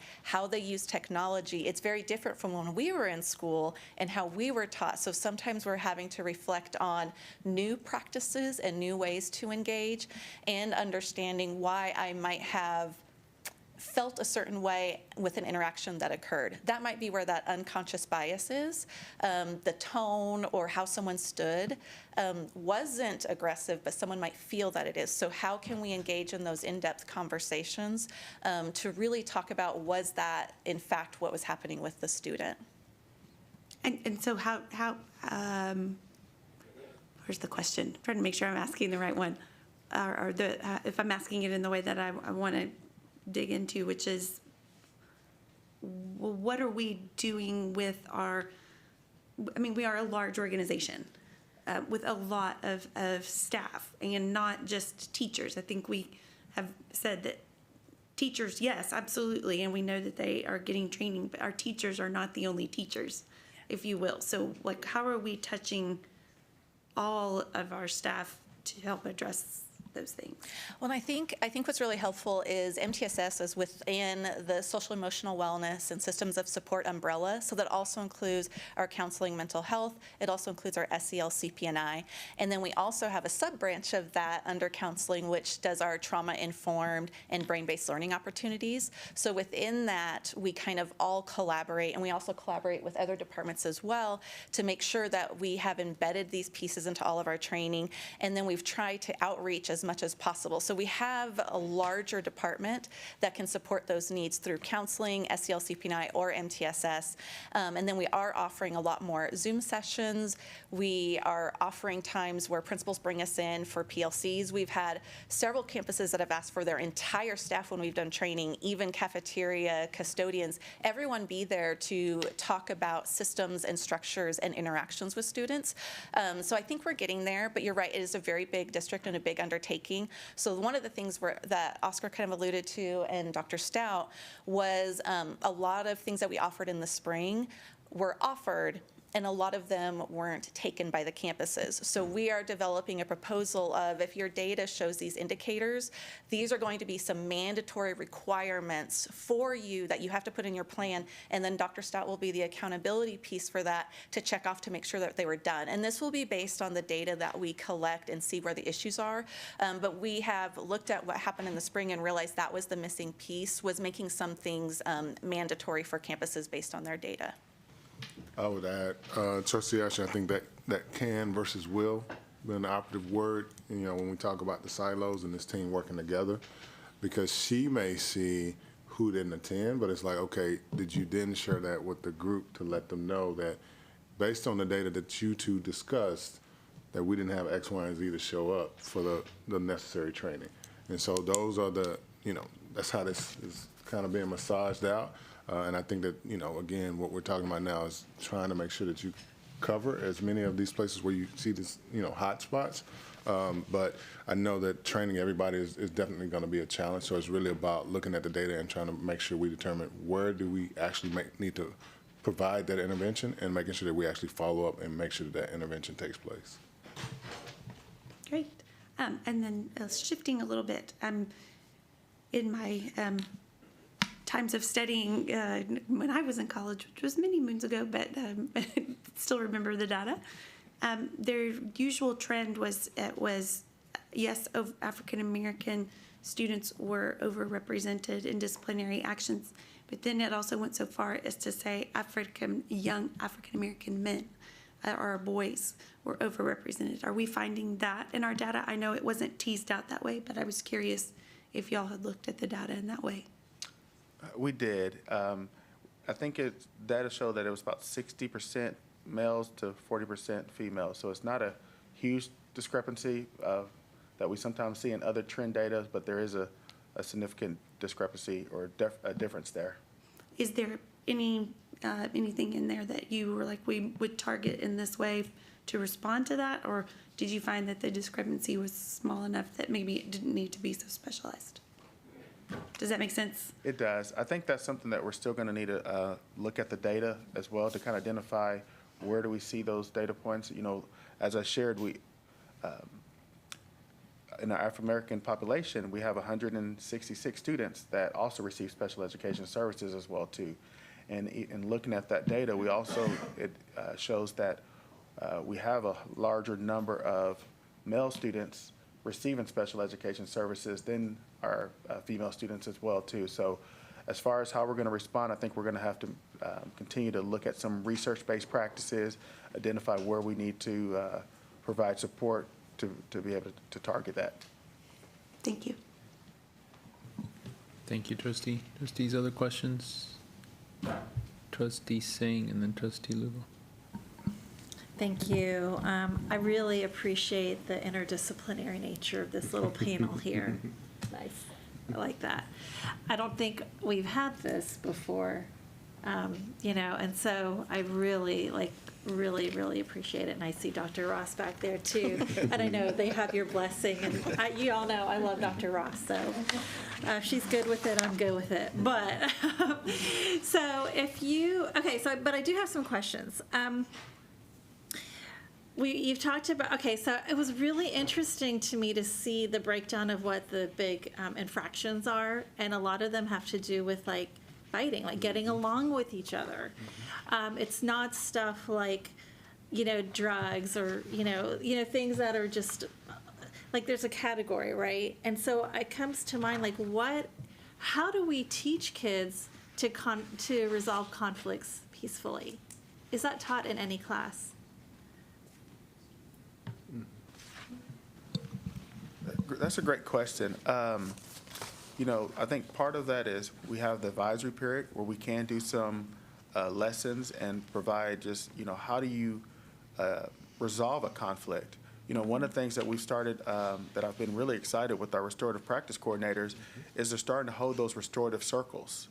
You know, Frankie Mendoza, who's supporting 5 of our schools, he shared a story recently that, you know, 2 students that were about to get in a fight, he held a restorative circle, and when both of them heard about the experience that the other person is going through and what they're dealing with in their personal life, by the end of that circle, they were hugging one another and really saying, man, I didn't know you were going through that. So there are strategies that can be held, and that's where we're starting to teach that the coordinators are going to be working with the teachers how to hold a restorative circle. And then how do you hold a harm circle after harm has been done? Because until we start having those conversations and teaching that skill development, we're not going to see, you know, a reduction of those incidents. Okay, I appreciate that, and I would be very interested in seeing some data on the implementation of restorative circles and some connection between the students who are, especially the repeat offenders, the kids who are, you know, fighting a lot. Are they being taught these as explicit skills? I remember back to my teaching days, I had a friend who told me, I remember like the biggest problem, like in my classroom management problem I had was like kids like fighting with each other. Like it wasn't like punches, but like, you know, bickering. And then a friend of mine just taught me a very simple script, and I swear I still use it to this day, like with my own kids. And it just like completely changed the whole tone of my classroom. And so I appreciate the talk about professional development and training teachers, but I'm also really curious to see like the actual implementation data. So I think that's my theme for tonight is like show me how this is actually reaching students. And I'm also really curious to know, I mean, I would love for us to see how we can expand programs like PALS, which I know that is part of the PALS curriculum is conflict resolution, and it's very well done. It's based on years and years of research, and kids love it. And I would hope that might be something that we can expand into our advisories and et cetera if it's not already there. We have that curriculum in the district. The other thing, one thing I kind of picked up on, which I liked, but I felt like maybe, I also felt like maybe there was too much emphasis on it perhaps, was like putting so much on the classroom teacher. You know, I appreciate the support that you're giving to teachers and helping them and training them and offering all this kind of stuff. But when you're talking about like student behavior and social emotional state and all that kind of stuff, I kept waiting to hear something about families, you know, and how are parents brought into this, and students themselves. You know, I really appreciated Trustee Anderson when she was talking about the monitoring, and one thing I thought of is like, okay, are we ever looping back with students and saying, hey, how do you think that was handled? How did we do? You know, or going back to parents, how did you feel about, you know, how we handled the situation? Did we get it? You know, like just some sort of informal kind of relationship building, because I think it takes a village, right? It doesn't all have to be on the school district and the teachers. I also was curious to know about structural issues in our schools that are creating conditions that kind of foment this, okay? So, yes, it's great that we're supporting teachers as much as we can.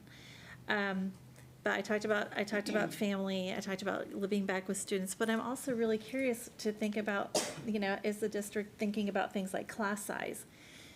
Maybe in some of our, this is an equity thing, like maybe in some of our schools where we're seeing a lot of fighting, where we're seeing students who are just, you know, the teacher can, even the best teacher can't always manage a classroom if you have too many kids with too many needs.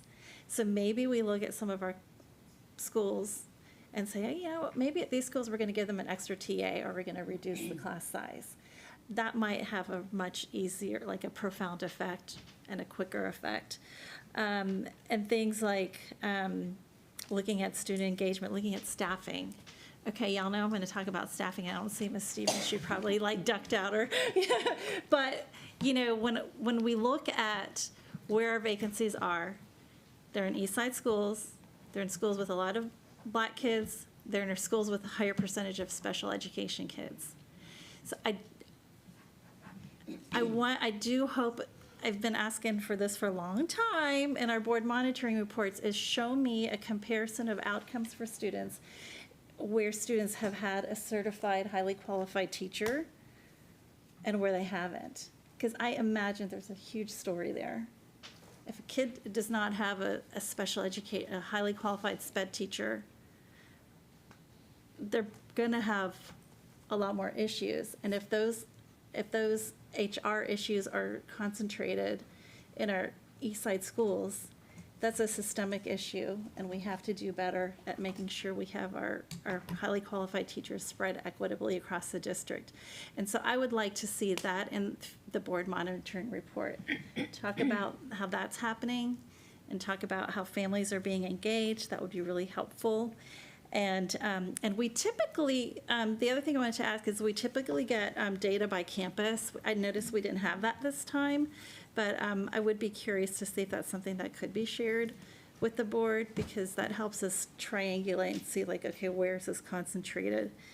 And then the last thing I have is, does every campus have a child study team?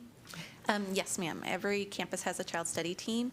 The conversations we're having is looking at levels of implementation and effective use of that problem-solving team, and looking at multiple sources of data and building intervention plans. So we're triangulating our campuses with the highest disproportionate levels and looking at ECST to see how many meetings they've had and how many interventions they have to determine if it's a systems issue that we need to look at. Okay, I appreciate that. And the last comment I wrote is, I hope you don't have an ECST on all of us trustees. I was thinking about that one. I was like, man, if you had a file on all of us, it would be pretty hilarious to see. But anyway, I do want to thank you for your good work and look forward to more. I do want to say that the ECST process is not a negative process. If you actually get a chance to go see, the process, it really is about having collaborative conversations about what are the needs of the students, what can we do to help them, what can we do to support them. And so, like they said, you got nurses there, you got counselors there, you got teachers there, it's almost like an art, but it's really about, let's figure out what the solutions are to support the student in the best case scenario. But like she said, there are situations where we do need to strengthen the implementation at various campuses. Thank you. Trustee Lugo? All right. Thank y'all again. So I want to pick up on a couple of things that have already been touched on. But it's because I'm looking at this little, y'all know I'm going to hold it up. I'm going to hold it up every time. I'm just going to do it.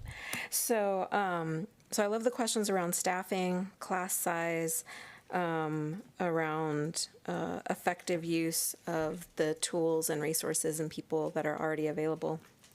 And my mind immediately goes to one of the questions that we're encouraged to ask, which is, how might whatever it is that y'all learned this year, how might those changes or improvements show up in the future? Budget, and also thinking ahead about next year's staff leveling, right? Like, we're already in it this year. I understand, right? It's hard to move a large ship, but thinking ahead about each year as the district continues to learn and improve, how will that be how will that show up in the budget? How will that show up in how leveling occurs, whether it's changes to weights of student groups? So that's kind of where my first question is at. Yeah, I think that even this year alone, you can see, budget implementation. You see the addition of the restorative coaches for the campuses, because in previous years, this was something that was funded by a grant, and it was pretty restrictive in terms of how we could use it. And so this year, we wanted to make sure that we added those positions and support. So I believe we added 2, I think, and, anytime we can find additional dollars to strengthen that, we want to be able to do it. He mentioned Frankie Mendoza. He's all over the place in terms of being on those campuses, working with our students and the teachers and the administrators to be able to show them, hey, this is how this goes. But that's one way, artifact for evidence this year. As we look at next year, I think that definitely want to be able to get creative with the staffing piece.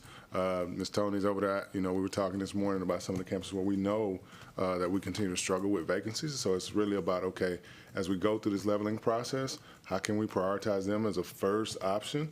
But then as we roll into next year, which I'm going to say I feel pretty confident when I think about some of the campuses that are struggling. I think about some of the new leaders that are in those places. I'm pretty confident that they're going to retain quite a few of their staff, but right now it's really about getting out of the hole. And so we're having those conversations because we recognize that's where we are. Don't have an answer just yet, but we are having that conversation. Again, as early as this morning, we were talking about it. So we see the same issues and challenges that you all see. Thank you. Let's see. So one of the other things, I jotted down a bunch of notes, so they're all over the place, but just kind of circling back to the training and coaching. What I was hearing is that, there are training options available through Zoom, through Blend. What kind of in-person training is available? So we have a full series that we offer during the summer. So we have classroom management, child study team. We have tiered behavior intervention trainings that we offer in the summer. But those are optional, right? They are optional, but we are working on developing a proposal of things that would be mandatory, especially for our child study teams. We need that child study team chair to attend to be able to build a really strong problem-solving team on their campus. So we are developing a proposal for next year, so those wouldn't be optional. And then during the school year, we have 5 specialists that are able to go out, and we do job-embedded professional learning in the form of coaching. So we take observational data, and then we coach teachers on those strategies. We also embed within the child study team to build capacity on their problem solving and choosing appropriate interventions and services. We also have training that we're rolling out in our youth service mapping, which is a program that allows us to connect families with community partners that are available on their campus in the child study team meeting as well. And then we also have PLC time that we can provide training or after school. So we'll do that at the campus level as well. We're just needing to be creative with the Blend and Zoom this year due to the staffing changes that we had. So having 5 get across all the campus, we're thinking outside the box, but what's really amazing about that is it's an opportunity for us to be creative in how we can offer these. So I'm going to be really excited to see as we pick up these Thursday trainings, how many people start coming to get these little mini topic sessions, and I'm pretty excited about what that's going to look like. That is exciting. And I think also, I don't know, but y'all can tell me, will there be feedback that's solicited, at different points so that y'all can say, ooh, that Zoom didn't go so well, or, oh my gosh, people really love that other Zoom, right? Yeah, we do little feedback forms at the end. We do little exit surveys, or we do QR codes. So we collect that data, and we're constantly going back and changing things. So we actually, based on the last 2 years worth of data, completely refined our classroom management training and really embedded a lot of those reflective types of questions that I was telling Trustee Ashe about based on the feedback that we had from our campuses. So definitely we do collect that. Great, thank you. The other thing is, speaking about feedback, so the campus disproportionality action plan, it may or may not be happening now, y'all can tell us, but how are, and I think some of the other trustees mentioned this as well, how are students being asked, give us your feedback? And I know that's kind of a radical idea. I always think back to when my mom saw my 2-year-old choose what he wanted to drink for breakfast. And it's like, yeah, kids have autonomy. They have their own ideas. He got orange juice that day. So, I think about that, and I think about especially the students who, that table that we saw, what page is it? one of them is page 3, right? I think about the students that are calculated in the category for 3rd, 4th, and 5th disciplinary actions, and how few times in their normal life, like outside of school life, much less in school life, how few times they're given the opportunity to say, what do you think? How are things going?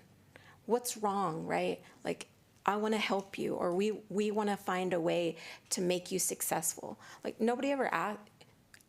Oftentimes, that's not the question that's asked, right? Unless you're the smart, nerdy kid, and then it's like, oh, I want to help you because you've got potential. And it's like, but they have potential too. And I think that brings up a really good point of, what the SELCP&I team is really working on is that student voice and student advocacy. And student voice just doesn't mean we let them come up and do a presentation. It's really like they're in there from the beginning. So we do have a few processes within MTSS. So we do have something called a daily behavior report card that can be done at Tier 2 and Tier 3. And that's a really nice collaborative piece, especially at Tier 3 where it's individualized, where you really talk about here's where the behavior is right now and your skill level. Here's the way that we can build up that skill set to what our goal behavior is. And the key component to that is this nice feedback loop and also self-reflection on that as well. And then the other piece to that is that trauma-informed Dr. Bruce Perry stuff, where we really are asking those questions with students like, hey, what's going on? And really getting to the root of that piece. And then we also encourage our secondary campuses and even upper elementary to involve the students in the child study team meetings as well. We have pieces of training that we've done in the past on a collaborative problem-solving model as well, where we're really working with students to problem solve and have parents involved as well. But I do agree it's something that is very at the beginning stages, and how do we harness that? Because if we don't ask those questions about why to them, we're imposing what we think is actually happening, and we could be wrong. So we do need to engage in that more. And so I will definitely look at our trainings and how we can incorporate some more of that student voice and advocacy in there. Yeah. And I would want to add, like, one of the trainings and techniques that our restorative practice coordinators are working with campuses on is just restorative circles. Talking with students, spending a couple of minutes every day just asking students how they're doing. One quick check-in that we do with students is, let me know where you're at today. Thumbs up, I'm doing great. Sideways, okay. Thumbs down. And then teachers are trained when you quickly look at your students and you see a student with his thumb down, well then sometime during the class, go check in with that student. Hey, Crystal, what's going on? Is everything okay? You need a snack or the peace Absolutely. Something happened over there. I need to get you some orange juice. So they're not having to address that in front of the whole class, but to go check in and follow up, and then you can sometimes mitigate a situation before it escalates. So teaching those techniques, and that's what we're also working on with the restorative, is what are our Tier 1 strategies that we're going to be working on with all campuses, what's Tier 2, developing respect agreements. So as a class, what does respect look like from teacher to student, student to teacher, peer to peer, and then peer to or class to community, which is the whole school environment.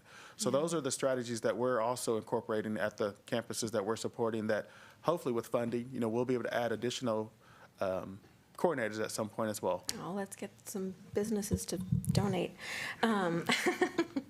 So kind of along those same lines, I'm thinking about, oh my goodness, it just escaped me, but I'll come back to it if it pops back into my head.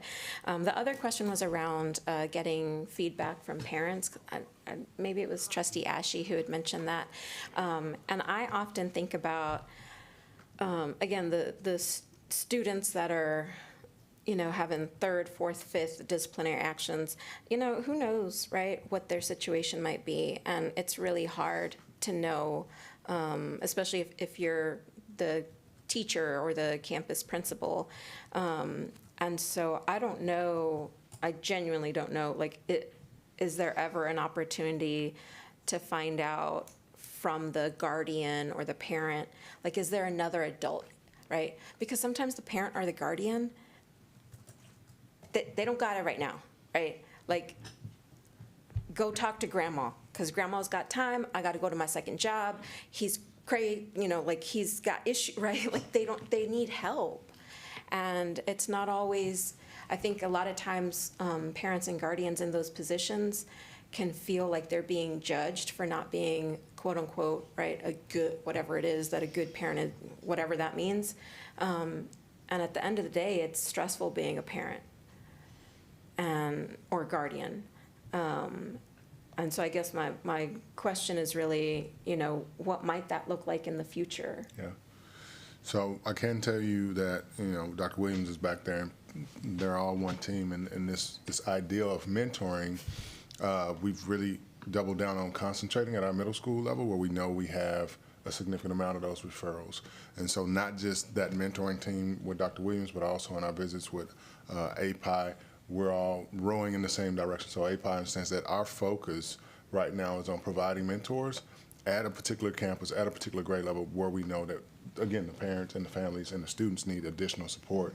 And so we've really been pretty tactical about, strategizing and pulling these teams together, as well as our external partners together, to try to focus on meeting some needs like the mentoring piece. So that's not a later on thing, it's something that we're working on now. That's good. Yeah, building toward it. Yeah, it's never a finished thing, always building upon it. And I'm wondering too, if embedded in that are strategies to recruit men, because I've seen, I know. Every time I go to a mentoring program, I need men to be there. I need men to be there because 60% of the kids that are going into these disciplinary actions, it just comes across differently. You can have a healthy, engaged, kind of interaction with any mentor, right? And sometimes it just really matters who you talk to and how that makes the student feel, and allowing the student to opt into, whatever their preference is, but they can't choose somebody who's not there. So. Yeah, so Ms. Bailey is back there. We do have, some of, and I know she's been meeting with you, Trustee Boswell, as we think about even the reading initiative that we're working to institute, or we're going to roll out in a little bit. Our concentration and our focus is on men. And I'm not trying to be sexist, of course, but like you said, we recognize that it does matter. And so I have been putting this additional pressure on Mr. Adams to develop that programmatic piece, because we've been, you can see the evolution of where we were last year to where we are now, hopefully, in terms of, starting to really zone in. Okay, now we got the structures in place. Now how do we continue to zone in and implement with fidelity? But that is a piece that we're talking about. Like, okay, what's the next iteration of this piece?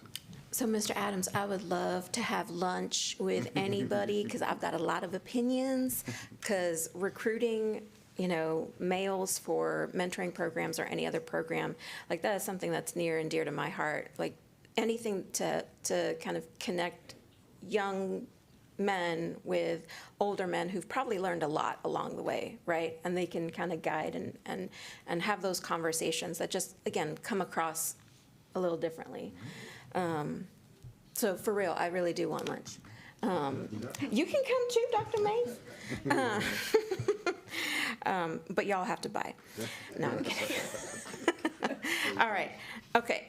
I promise I'm almost done. The other question, emotional regulation. And y'all probably already have this kind of embedded in the trauma-informed training. But and so I'm going to talk about myself. So as a parent who did not grow up in a home where there was emotional regulation, I had to learn how to regulate myself. Like, and I'm just wired different. I'm a unicorn. So thank goodness. But even with that, even though I was able to kind of learn how to regulate myself emotionally, becoming a parent was different. Because now I'm like, this child is.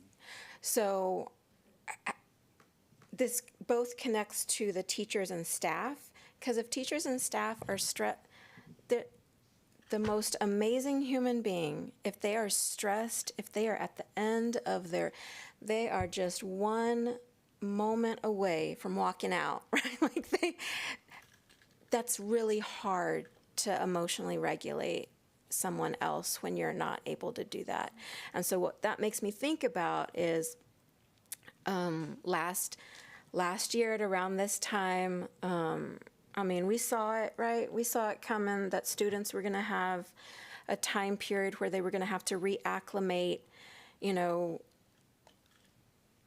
it was hard on the students and it was hard on teachers and staff. And so I'm just curious, like, what lessons from that year are kind of informing some of the things that y'all are doing now, and then what might be done in the future, because that would also probably be a budget thing or a staffing thing, or, you know, how do we address that? Yeah, I think Mrs. Hosak isn't here right now, but just our focus in terms of intentionally having staff that's dedicated at supporting principals and leaders with addressing those basically cultural needs at the campus. We've focused on that, right? We started with that focus this summer. What you might see on some campuses is we have peace corners for teachers too. We have, you know, rooms where they can go and regulate themselves. A little massage chair, a little, you know, fragrance in the room, dim lights, but providing that space for even the professionals just throughout the day because it's needed. But again, Ms. Hosak isn't here, but she could probably take a deeper dive at some of the training that we've been doing for our leaders to really be sensitive to the culture that we're building at the campus level to support teachers. I love that. And I also think, to whatever extent this might be happening organically, maybe looking at, is it happening, and then how does this next part how does the gospel get spread to more people? And by that I mean, you know, a lot of times when young people hear from the adults that have authority and they hear us say, yeah, I need to put myself in timeout. I'm having a rough time right now. I need to walk away because I care about you. And again, when does that happen? And so I'm sure it does happen at some campuses, but kind of looking at, you know, who are the outliers on the positive side, who are the outliers on the side where it's like, yeah, you guys, you know, let's work together to improve and use tools and kind of think of things differently. So yeah, I don't know if y'all ever get to see that during observations, or if y'all would ever kind of keep an eye out for those just vulnerable moments where adults are people, and show kids that getting angry and wanting to hurt someone else is actually a really human emotion, and we don't have to follow that impulse, right? Well, and I think that really lends itself to the work that Oscar's department does and what the SOS department does as well. And I will say that is what we saw as we were in classrooms as the MTSS department. We saw classrooms where the teacher, we had to chunk things a little bit smaller, so it was something that they could handle at the time, or our coaching sessions weren't so much about the instructional practices and what was going on in the classroom with behavior. It was just what's happening with you. So we actually turned a lot of our coaching sessions into what's going on with you, how can I help, what is something I can take off your plate, can I make this for you, just to get to a place, like you said, so they can kind of regulate. And I think the lovely thing about our brain-based learning and trauma-informed practices is that training, if you attend it, is actually geared towards the adults. We actually don't talk about students in it. We just talk about humans. We're all humans. And so that's the way we frame a lot of our trainings is we all have these interactions. We all have brains. We all flip our lid and we have to bring it back down. And what are those strategies? And get them to reflect on strategies they use. And how can we do that for students? And then the other piece is that developmental piece. Sometimes we put adult strategies on students where it's developmentally inappropriate. So we also have those conversations of what is appropriate for a 4- and 5-year-old versus a 20-year-old. And so it's really that understanding the way the brain works and developmentally what's appropriate, and really changing that mindset of what it looks like to be a student.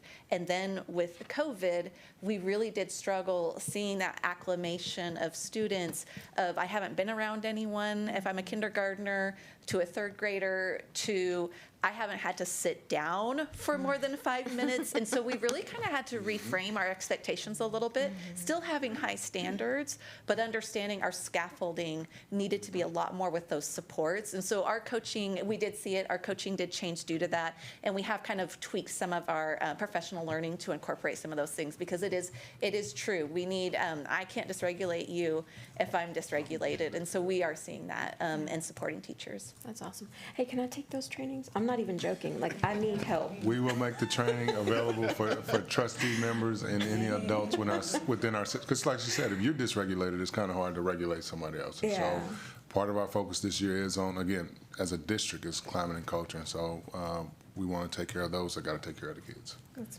awesome. Okay, last question, I'll be quiet. So one of the things I jotted down was mandatory versus like really getting folks to believe in the process. And I think that so what I've often observed is that you need a little bit of both. Which I wish it could all be like, hey, get believers behind and we're all going to champion change and it's all going to be great. And sometimes you just have to say like, no, this is the standard, this is what we're going to do, give it a try. And so I'm wondering to what extent y'all are thinking about looking for those folks that were maybe really not on board. They got over the hump, they gave it a try, and then they were like, oh my God, why haven't I been using this, right? Or even folks right now who are just really good about using those tools and really good about creating that culture within their campus, and can connect with other kind of like equally positioned folks to help them along and say, yeah, I know it kind of seems a little, but, try this, right? And I'm sure some of that happens in the coaching, but I'm also thinking about just like the leadership part. Yeah, so in terms of MTSS and our child study team, we have child study team strengthening meetings. And part of that meeting is also kind of building that coalition of peers and allowing them to share best practices.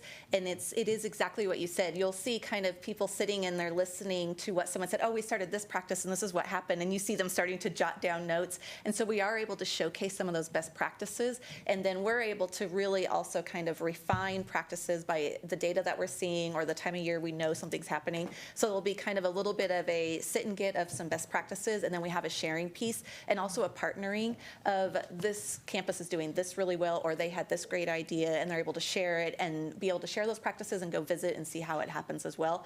But we haven't systematized it in a way. It's kind of organic, like you said. So that is something we need to look at. And I think Dr. Stout and I are really going to be building this plan of what are those necessary things that are mandatory and what are those things that we take a deeper dive that we can get people to come to because they choose to, because they're bought into it. But you can't make everything mandatory. Right. So we're really going to have to prioritize that and develop that plan to roll that out. Yeah, because if everything's mandatory, then people will only do it while they're being monitored.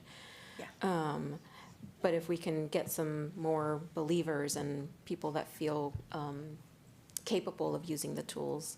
And then the other thing would be if there's ever an opportunity to recognize teachers or staff or administrators who've really grown in that area, I would just love to be able to meet them, share my gratitude, because people go into the line of work of teaching because they genuinely have a heart for kids, and it's really hard. It's really hard. So just wanted to throw that out there. Thank you. No, I appreciate that. You sound like you are in support of our Platinum Rave Award, because we've been discussing giving you all a Platinum Rave Award to recognize individuals around culture, which is our focus for this year. And so it sounds like you all will be in support of handing out Platinum Rave Awards from the board. Trustee Boswell and Trustee Zapata. Thank you. So I want to start with just some appreciation. First, really hearing about partnerships and with our community and how that just is weaving into our conversation again and again tonight, that there are lots of people ready to do this work with us, mentoring right now, talking about that and the relationships. So thank you for that. Really want to share appreciation for the focus on child development, on neuroscience, on the work of Bruce Perry, that really is the foundation of what you're doing with the adults and the students. So thank you for that. And really want to share appreciation for connecting strong academics that are engaging our students to student behavior, to what we're seeing in the classroom. And I will say, as a student, I got in trouble when I was bored. So, I appreciate that, and saw the same in my own kids. So thank you for that. I got quite a few N's in conduct for talking when I got bored. So, yes. So thank you for all of that, because I know that really weaves into, what students get and how they're feeling when they're at school. So thank you for that. I have just a couple of questions. One, I know that we have put on our scorecard tracking the disproportionality in discipline for our African American students, our students who receive special education services, because those are the categories in which the numbers told us we had just massive disproportionality. And I know we have, more than half of our students are Hispanic, that we have in sheer numbers lots of other students who are facing discipline who are more proportionate to the district as a whole. I think it goes without saying, but I think it's also worth saying, from everything we're hearing tonight, the work you're doing is benefiting every student in every classroom in our district. Fair to say? Okay. Yeah, I think if you're focusing on Tier 1, where all student is a gen ed student first in a Tier 1 classroom, I think that is the biggest impact. And even though the report card is only looking at those 2 indicators, we look at all of the data to see where our students are falling. But because we're focusing on those foundational skills, we will impact all students. Thank you. Good. That's really powerful to think about the reach of what all this is. So thank you for that.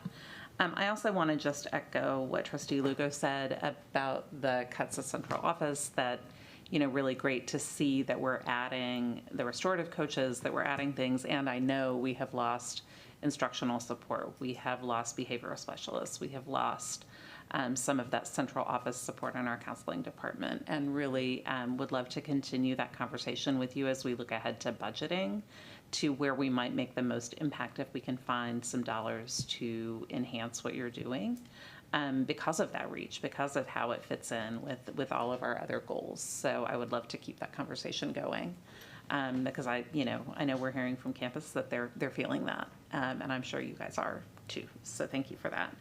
And then I have one question, which is, anytime you have a big push like this, and we're seeing the raw numbers come down quickly and the disproportionality come down more slowly, I think there's always the risk of unintended consequences, that there's real pressure to perform, that people are being monitored closely. And I would love to know how you're working to avoid some shadow discipline issues, some other things that we know happen often in systems when this kind of pressure is put on, and how we're making sure that the numbers we see reflect really the kinds of things we're hoping to see, and not people feeling that pressure, intentionally or not, to kind of discipline in ways that are not seen. Okay. So one of the things that I share with principals is that this scorecard measures those discretionary offenses. So the accountability for a student that's under the influence, brings a weapon to school, that's not represented in the data. It also measures home suspension and in-school suspension. So when campuses or a teacher writes a referral, it only is targeted or included in this measure if the student is suspended or placed in school suspension. So some of the things that Crystal and her team shares is 64 things that campuses can do in lieu of a suspension or in-school suspension, and equipping those principals with how do we use some strategies such as restorative practices, a restorative circle that you can do to resolve conflict, versus we need to suspend them and send them to the house and then they're coming back to school and there hasn't been any intervention. So it's really not encouraging campuses not to input referrals, but how do we respond differently to it? And as a follow-up, how are we making sure people aren't calling and saying, hey, come get your kid, where it's not really registering? I mean, I know they can take lots of different forms. So what are we doing to make sure that we're really honoring this work with fidelity and not encouraging practices or incentivizing practices that don't align with the real goals and practices and the work that you're doing? That's a great question. We look at the data, because if we're seeing that, then we also know attendance is being affected by that. So we're looking at attendance data, But then also, if we have that's reported to us that this is going on, then we address it with that campus and those administrators. So it's just continue to look at data, because data tells the full story of what's going on. So even though you may be trying to hide something here, like you said, there's an unintended consequence that it will show up somewhere else as well. Great, thank you very much. Thank you, trustees. Zapata? Okay. Thank you. That information was very helpful. I appreciate all your hard work. Just wanted to, AISD has some amazing partners. One of them is Safe Alliance, who has groups, right? And it's all about expect, respect. And that's the word that we really need to figure out how do we create that in in all our campuses. Respect for each other, respect for our adults around there. We have partners that do that work, so I just wanted to lift that up, because we don't have to reinvent the wheel when there's already a partner who's doing amazing work with our students, but it just needs to be amplified, right? And then y'all talked about the mentors, and yeah, this is something I've been looking at since the beginning of being here, because every student, these 1,000 students, they all need a mentor. We should not wait till they get second, third, fourth offenses. They should get it immediately, and I'm just curious, how many have already received a mentor to date? If you have that answer. We probably don't have it available for you now, Okay. but what I can do is create a board update and share that. But again, I know that our focus is on, like I said, those middle school Yeah. students, so we can give it to you. Because, every single child, these are the priority, I would say these are priority students to really make sure they have all their needs met and are getting all the supports they need. But every student in this district deserves a mentor, because the pandemic has done such damage that they need that adult, that someone that's going to say, how was your day? Tell me about your day. What did you learn? To have that conversation, because there's no social skills right now with many of our kids. When I did job training this summer with our students, I could barely hear them because they don't speak up. Their penmanship is, I have this magnifier that magnifies really big, and I can't read signatures. So even taking them to the very basics like we used to writing when they're in ISS, write something, write what you're feeling, like a journal. Use that time for them to do some self-reflections. That's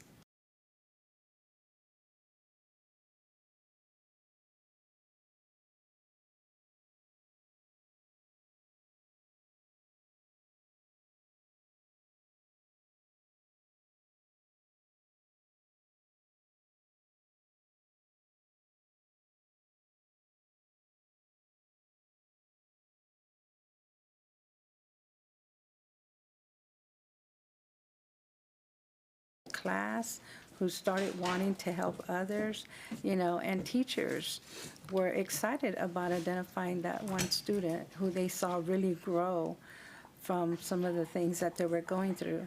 So finding a way to recognize that growth is also important.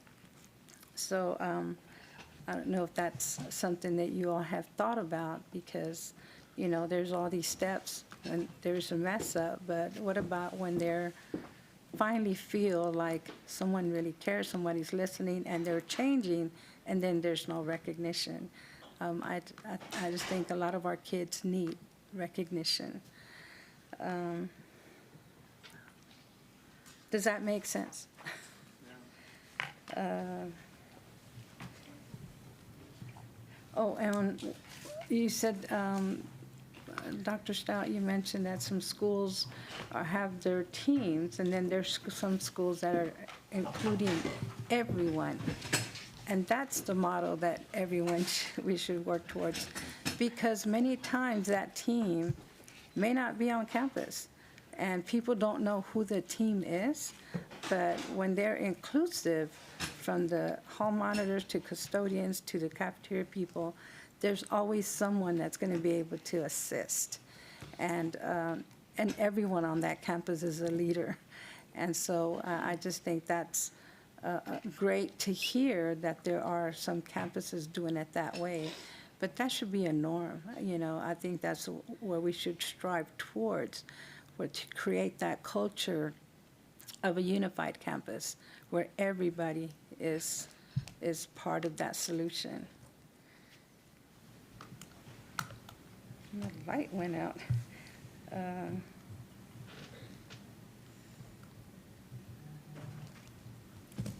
Okay, I think that's all I had. Thank you. Thank you, Trustee Sabata. Trustee Foster? Hey, y'all. Thanks for everything tonight. Just really quickly, if I were to go to a campus and just go and observe ISS, what do you think I'd see going on?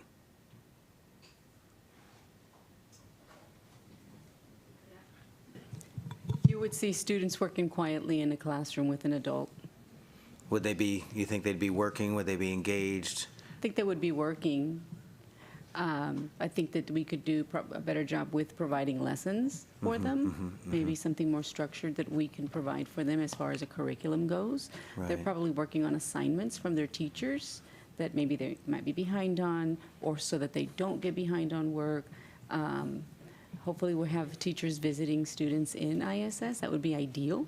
Right. And I'm sure that we have that happening at some of our campuses. I'm not sure if we have that at all, but that would be an ideal situation, is for teachers or paraprofessionals to come in and visit students and we just kind of monitor the work. But the adult So- is in there working with students. Right. And so we'd want to see, for instance, whoever's sort of monitoring the ISS with a sense of the student and the student's expectations for the day. And in other words, not just like kind of wasted time. Shouldn't be. They should be engaged in their assignments. Right. And they right. should, have assignments for, previous days or for, what they're working on currently. Right. There's all these sort of conversations about what ISS should look like. And it's one of those, for me, devils in the details kind of things. Like, I see these models. I've been to, some I've been in these spaces, and the description of the glorious dynamic things that happen in ISS, I'm going, what planet are we living on where there's this interaction and engagement, and the person leading ISS is kind of walking around kid to kid and seeing what's going on, and are you doing what Miss McGillicuddy, wanted you to do, and how can I help, And on one hand, I want to put that on skills and training, but I actually also want to put it on numbers and scarcity of resources, and really providing the supports necessary, and having also folks with the skills and dispositions who are able to kind of lead. ISS is not my favorite thing in terms of what actually happens. And my fear is always the dumping ground. My fear is always that really what's happening is we're trying to preserve the learning opportunity for the 29 at the expense of the 1. Yeah, I mean, if we ever think that happens. And so, and it would be wonderful if we could be serving all 30, and it becomes an ongoing challenge. And I don't offer this by way of critique or criticism. I offer this as kind of active wondering and active worry, as we do this. And so I guess the next question is, do you have the resources you need to do the job that is the job that needs to be done? I think we have to work with what we have. And so it ends up being creative and thinking outside the box, which leads to innovation. sometimes we do things because we have the staff and we do things the way we've always done it. And I think what we've had to do with the budget cuts that happened at central office is we've had to innovate. We'll always say yes, more staff would help, but sometimes more bodies isn't always the answer, and so innovation can be the answer. So I think we have to look at ways to support campus differently. And I think one thing that's really important is building capacity on the campus. They have to have the capacity to support students because we can't come in and swoop in at a moment's notice to come do it for them. So we need to do it with and build that capacity. We're just having to be creative right now with the limited staff that we have to do it.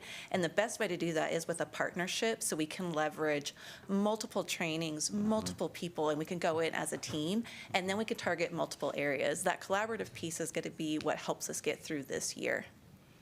So, so I love the answer in terms of the turn towards we're going to have to figure this out and beginning to even go down the path of what that looks like. Partnerships, pulling people in, leveraging resources in a different way. But I also like the sort of pause, because it took you a second. How are we going to answer this? Because Dr. Mays, what I would offer and say is that if we need to find more resources from the DIA side, from the budgeting side, as Trustee Boswell said, I think that that's what we need to do. When you say, well, we have two additional folks on staff, I think, doing restorative work, or and supporting 10 campuses each, and you develop the criteria to determine which 10 campuses. I'm going to bet that the needs are not limited to 20 campuses in our district, and that if you, through your innovation, are finding really good ways to do it. And especially to my interest, I'm not, as always, interested in incremental gains. I'm interested in the brilliance that produces transformative innovation. So when you find the transformative innovation, when you find that the restorative circles, as Trustee Singh was talking about, if we see data that, look, we are able to have that category of one disciplinary action not cascade into 2, 3, 4, 5, or that one not even become a 1, because the restorative circles actually work and we start to see data that this is working, then it's on us, trustees, to figure out how to support you to get that done.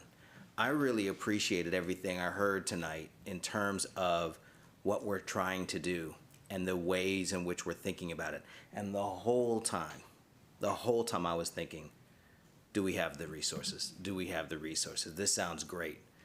And I'm like literally imagining campuses and thinking, do they have the resources to get this done? And it's a fear, it's a worry of mine that you get to the point where austerity, and I hate that word, I hate thinking in terms of austerity, but you get to the point where when you're thinking austerity, at some point you're cutting the nutritional value down so much that the body is getting weaker, no matter how efficient, no matter how careful, no matter how well you prepare the meal. So I guess I'm looking to Dr. Mays and I'm looking to us. When we find good practices, please lift them up and put the pressure on us to do the work to get the budget right. Yeah, I think that whether we're looking at the Stetson report or the dual language report, we know that we have work to do with the tier 1 piece, because it really is about, like you said, how do we keep all of them in the classroom, meeting all of their needs? And so that's the piece where, we could benefit from, of course, more people providing that support for, the campuses, but we know where we are. And so as we looked at data last year, we recognized that, okay, restorative practices was an area of focus for us. Student discipline and making changes in this area was an area of focus. And so we did make the investment on those individuals. And it was a stretch to get to the second individual, but we made that stretch. And, Dr. Williams and the team were really good about rubbing two nickels together to try to get it all done. And so I'll share with them what it is that I'm trying to do, and they go about figuring out how we make it happen. As we look at next year, we'll also be looking at, okay, do we have enough money to, dedicate to this resource that we know is proven to be effective for supporting our teachers and students? So that won't stop. And if we have a need, I'm not shy and I don't have a problem with asking you all, so get ready. I like to hear that, so thank you all very much. Thank you all. Trustees, any other questions? I just had one comment, and just to commend you all on the multidisciplinary approach. I know that a few years ago, when I think Trustee Singh and Trustee Wagner and I were all on the board, we were surprised by my observation of us as a district of schools and not a school district when it comes to the disciplinary, the discretionary disciplines. And to see you all move and create fidelity in the system that doesn't just allow one individual person to make that decision, but you have a system approach to it that's equitable as well and fair across the system, that's some movement towards what I think Trustee Foster is talking about, transformational change that actually has the impact to those students and their families as well. So I really appreciate the work, and I know it's hard work, and I think, as one of your colleagues said, it's also hard work, so thank you very, very much. Trustees and Dr. Mays, thank you all very much for the discussion, and thank you all for the discussion. As part of our commitment to monitoring, there's one last question to ask, if trustees accept the report presented as it aligns with our goals and constraints, and if not, to ask if this is still the right strategy for the district. So trustees, please raise your right hand if you're ready to accept tonight's report. Thank you all very, very much, and I appreciate everything you do. Thank you. We will now move to our next item, which is public testimony for items on consent agenda. Members of the public wishing to participate in the public testimony portion of our meeting call the dedicated AISD phone line in advance of the meeting to sign up to speak in person or to audio record their remarks. And tonight, we have 2 individuals signed up to speak in person, and we have none who have left a recorded message. And just to note, 1 individual has signed up for 3 different items, so I'll call them up 3 different times. In order to provide as many opportunities for input as possible within a limited time period at this meeting, each speaker will be allotted 1 minute. There's no substitutions or yielding of time to others is permitted. Callers who signed up to speak in person are welcome to come to the microphone when their name is called. And as you come to the microphone, there's a device that will light up as you move through your 1 minute of allotted time. When the buzzer sounds, please make a final thought in 1 sentence. And again, we ask that whether you come to give a complaint or praise, that you reference the staff member by position or by abbreviated last name. We ask that all audience members, whether speaking or not, please show respect for others at all times.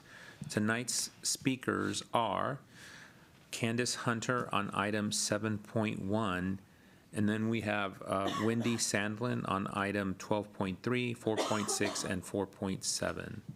So we'll start with Candace.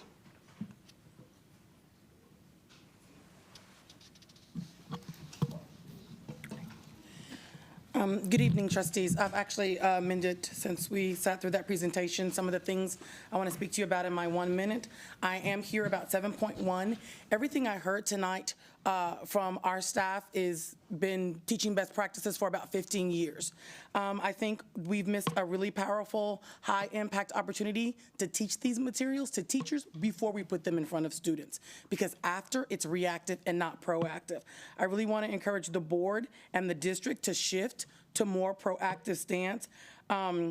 While the district is doing better, it's not a surprise anymore when we see that Black kids are failing or that children who receive special ed services are failing. It's kind of become the standard.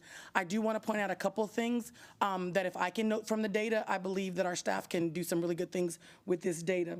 The first is that I open records requested some information, and I can tell you that they're where those spots are. I'm not sure why we're waiting for something bad to happen, but a South Austin Middle School, a North Austin Middle School, 2 South Austin high schools. What I don't see on this list of ALC mandatory and discretionary are any East Side high schools over 4. Thank you. Thank you. Wendy?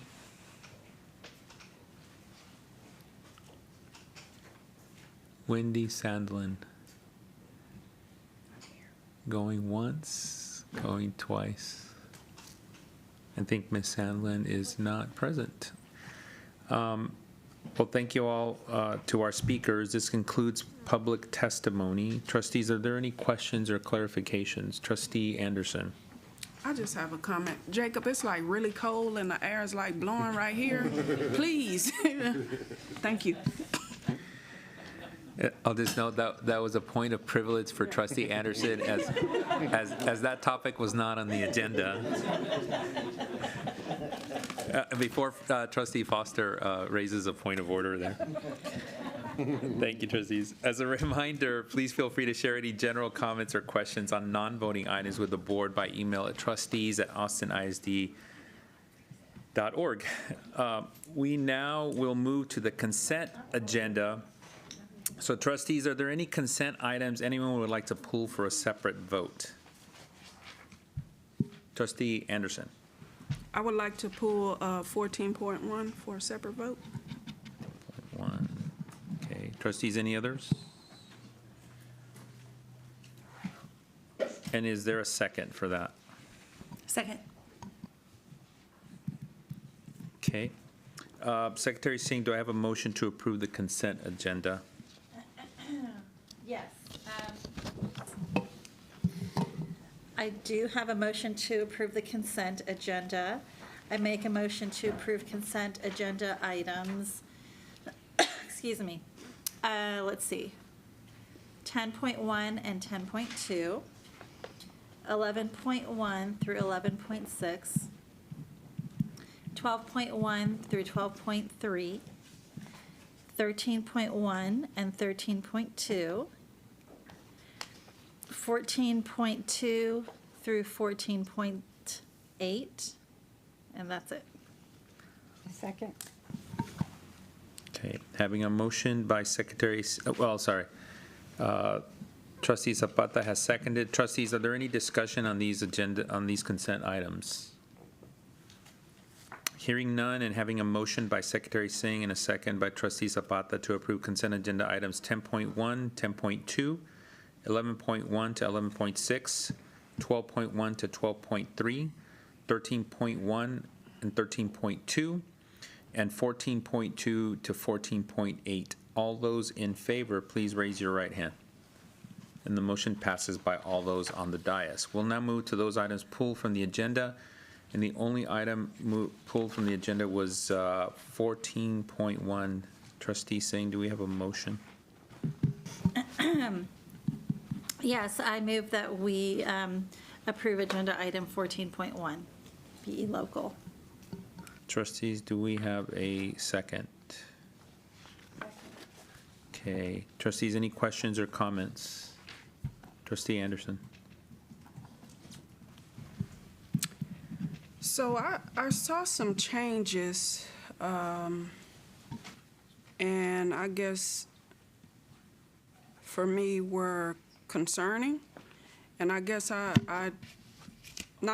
but I want to try to find the rationale as to the why. As I was reading through a change that I saw, monitoring was removed, and student outcomes, and I thought student outcomes, well, at least for me, I thought was the North Star. So if we're not monitoring student outcomes, then what are we doing? So, Trustee Anderson, is that Dr. Reach, is that a question you can answer, or?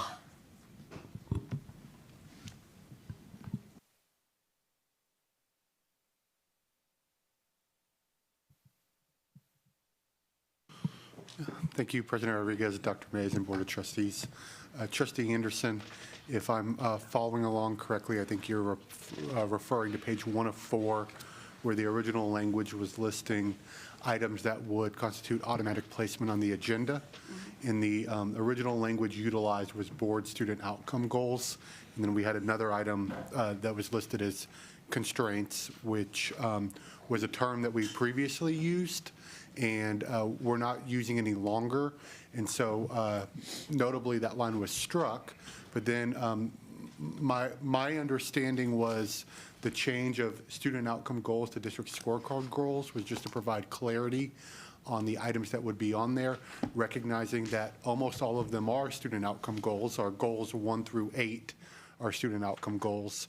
But some of our other goals are focused around operational goals, or the one you heard tonight is student focused. I apologize. The staffing retention goals, and so it was trying to be more broad to capture any of the items that would have been on the scorecard, if I understood that change correctly. So here's my issue with what you said, operational. I remember coming on this board was heavily operational, heavily. And so I hope that we're not trying to get back there, because we will be here 2 and 3 o'clock in the morning. Well, I won't. I won't. Let me clear that up. I won't. But what is wrong with pulling out student outcomes? To me, words matter. So when you have that and it isn't highlighted, like, I thought that's what we're supposed to be doing. So for me, like, just saying scorecard goals, like, highlight student outcomes, that's I thought that was the conversation we had, and that being our North Star. I remember that term. I remember that. So to say scorecard goals and it includes operational stuff, to me, we're going backwards. And I hope that's not the case. Trustee Anderson, thank you for pointing that out. That is definitely not the intent. The intent, I think, was to align to our district scorecard. And if there's an amendment, a friendly amendment to add language that highlights the district scorecard, including student outcomes or something to that effect, I think that would be great if you want to include that, if that's helpful. That would be great. And another word I saw, the difference between shall and may. Words matter. Yeah. So what does shall mean and what does may? To me, those are two different things. They're very different. You are correct. They are very different things. I think what happened from our last board information meeting to this one is Dr. Reach went out and spoke to each of the trustees and found that a majority supported the use of the word shall instead of may on that particular paragraph, which I'm, just to clarify, is the part about pulling items, is that? No, it's about putting items on the. No, sir, it is. Yeah, thank you. Yeah, following the steps that we go through when a trustee requests an agenda item. Yeah. The original language, well, actually, the original language was very different. But then there was looking at a change that would say that if those steps were all completed and we were still at a point where the trustee felt that further discussion was needed, then the question comes up to that it shall be added to an agenda, or that it may, which would indicate that the board officers would then still consider whether that gets added to an agenda or not. And the one thing I would just add to what Dr. Reach just said, it shall be added to an agenda at an appropriate time, because then it goes back to the board officers to figure out when that is. Because I think we hear, especially I hear Trustee Anderson and Trustee Zapata in particular, you all's feedback about not staying here really late at night and adding things intentionally. And so I think as this is an iterative process, I think we'll learn from that and see if it works or not. Trustee Anderson? So here's my concern. You know, I think about when I get off of the board, the next trustees that will be on. And I hope the goal is wanting not only the public to participate in the process, but for a person coming on as a trustee to be able to participate and not sacrifice their job to participate as a trustee.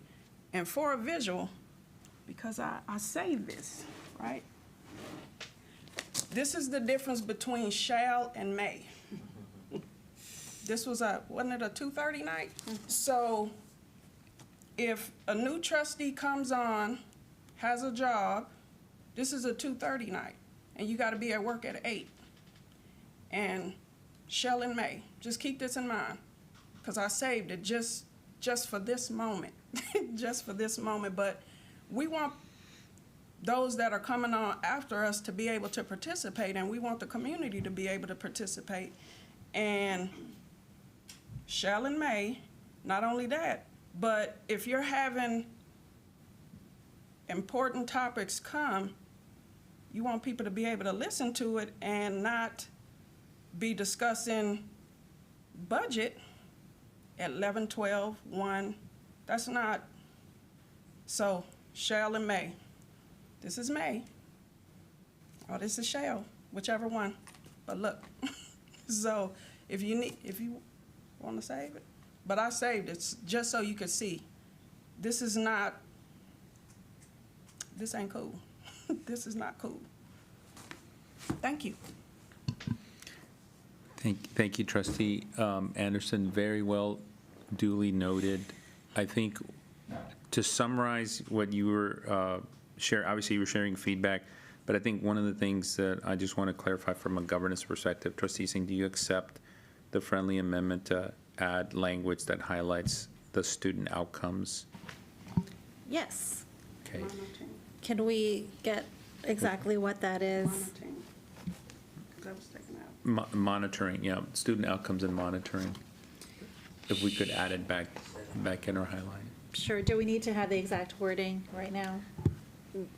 So would you like to say, would you like to say on page 1, goals, an item directly related to the setting or monitoring of the district's scorecard goals, comma, including student outcome goals and monitoring, comma, shall be automatically added to the agenda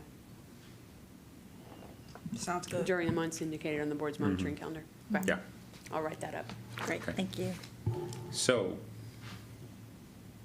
Secretary Singh has accepted that friendly amendment. So having a motion by Trustee Singh and a second by Trustee Zapata to approve agenda item 14.1 with the friendly amendment added, all those in favor, please raise your right hand. All 1, 2, 3, 4. 1, 2, 3. But hold on, Amy, are we not done? Like, Oh, what happened sorry. what happened to the other piece with the shall and the may? Oh, Put it all in that. well, I'll hold on for just 1 second. So one, we've added the friendly amendment on that part. So are you making a motion to add, to change the shall to may? I am making a motion to change the shall to may. Okay, so from a governance perspective, Christine, how would that work? Trustee Anderson has made a motion to change the language from shall to may in. So you need a second and then you vote on the amendment, Okay. right? Unless it's accepted, which it seems that So that's pretty. Trustee Anderson has made a motion to change the language from shall to may. Is there a second? Second. Okay, so I have a motion to change from shall to may from Trustee Anderson and a second by Trustee Ashe. All those, any discussion on it? President Rodriguez, can I please confirm that that would be a motion to change shall to may for both the management issue section and the governance issue section, because that language is found in 2 areas? Yes. Thank you. Yes. Okay. So, Trustee Singh. I have just some discussion on that. So my understanding is the way it's written with shall, it would go through a process of vetting by the board officers and administration, and possibly be handled through a small group session or something like that. And then if the requester still is like, nope, I want this to be on a public meeting, that's where the shall comes in. And the shall is clarified as not meaning the immediate next meeting, but goes back to the governance, to the board officers to figure out when the appropriate time it is to schedule it. And I think, Okay. and with that, I think the presiding officer, the president has 10 days to respond back in writing to make sure that. Okay, that we know what that is, or whether it's pending or what, there has to be a response back Okay, to the trustee. got it. Yes, trustee.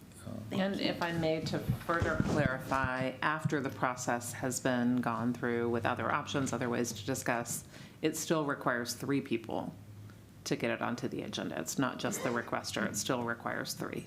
It still requires 3, and it also requires it to go back through the governance committee to schedule at the appropriate time.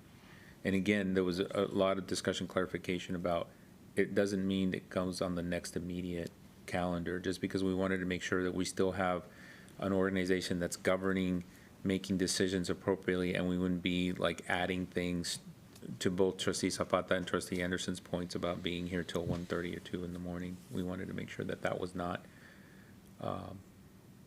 that was not gonna be the case. Hope that makes sense. Yeah, trustee Singh. So, so I really appreciate the idea about, not being here till very late, but I also just want to caution that there are items that have been brought to a public meeting precisely because 3 trustees have asked for it, and some examples of that include the police KPI monitoring, the Stetson report, and other things. So just keep in mind as we're thinking about this that there could be an unintended consequence of keeping things from public discussion if we keep it at shall, if we change the shall to may. Trustee Anderson. But another unintended consequence could be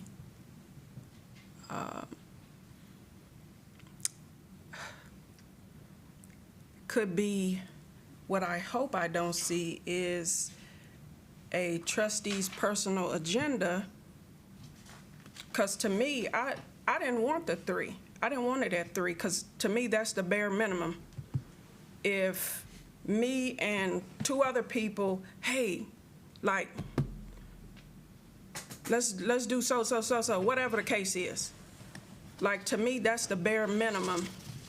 I actually wanted 5 because I believe if a trustee, we each have relationships, no matter if we bicker or not, we each have relationships with each other.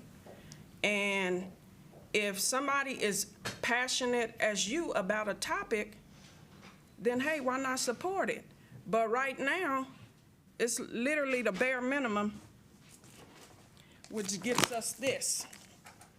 So my concern, again, if we want people to be able to participate when we're off of the board, whenever that is, like, you want to be able to, you putting this in policy, and it's going to hinder a lot of more people from not being interested in becoming a trustee because the meetings are so long. Like, I understand what you're saying. I get it. But I have some real concerns, and to me, words matter. Shall and may, those are 2 different things.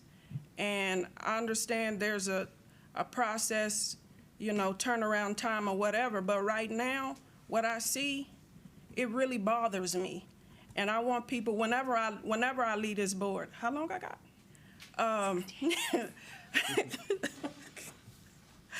I want whoever comes on after me to be able to be in these meetings and it be manageable. And it's not, every time you come, it's a 2:30 night or it's a 2 o'clock night because you have just so much stuff on here that I would consider operational, which is where we're coming from. Like, that was, when we got on here, it was so much operational stuff on the agenda, it was ridiculous. But there are other ways to get stuff on the agenda. And I'm not picking on you, I'm not fussing at you, but certain things, and I can't remember, it was one thing you mentioned, like, you have the planning calendar of stuff that Dr. Mays has to bring to us by when. Like, there's an opportunity, hey, Dr. Mays, so when can you get so-and-so to us as a board? that's an opportunity right there. It doesn't necessarily mean that, and it'll get on the agenda. There you go, right there. But all I'm saying is words matter, and as it stands right now, this is what it's going to be right here, just from what I see. Thank you. Trustee Anderson, you bring up a good legal point that I want to just ask our board counsel about. So currently, the policy says 3 trustees. I can't remember if we had the discussion, but to Trustee Anderson's point about 5 trustees, would we be violating the Texas Open Meetings Act if we do that?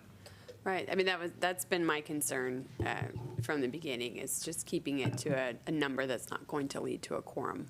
So less than 5, just because that would potentially lead to some conversations that may move us into that area which we want to stay away from. And I just wanted to clarify why we don't have race. Okay.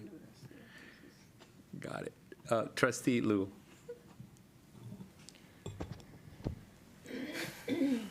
So I appreciate the conversation.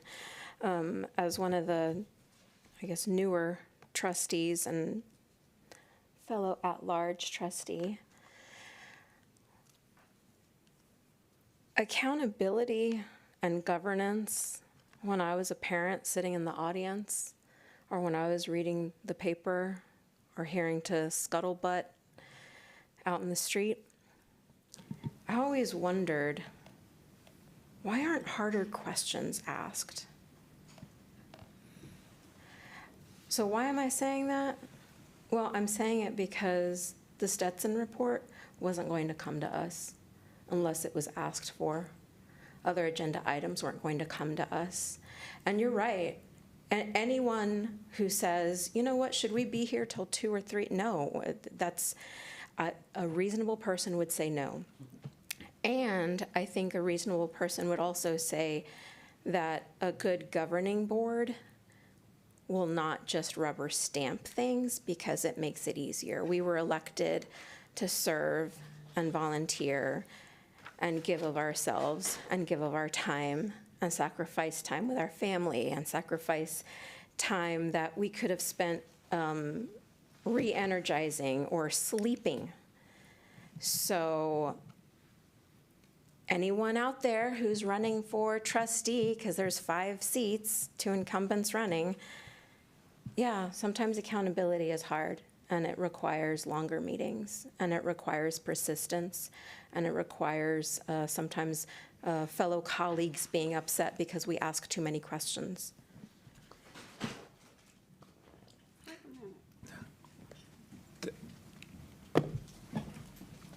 So I don't know if that was aimed at me, but I'll say this, right? It's more than just about a trustee. We are supposed to be making it easier for the public to come in and participate in the process. This is not just about a trustee. Please don't get that confused. It's more than just about a trustee. This is not about making it easier for a trustee. We're supposed to be making it easier for the public to participate in this process. And what I'm saying is, if we having discussions about whatever it is, whether it's KPIs or what, it's the Stetson report, whatever it is, if we having that discussion at 11 o'clock at night, and then in the same breath we talk about equity, where's the equity at?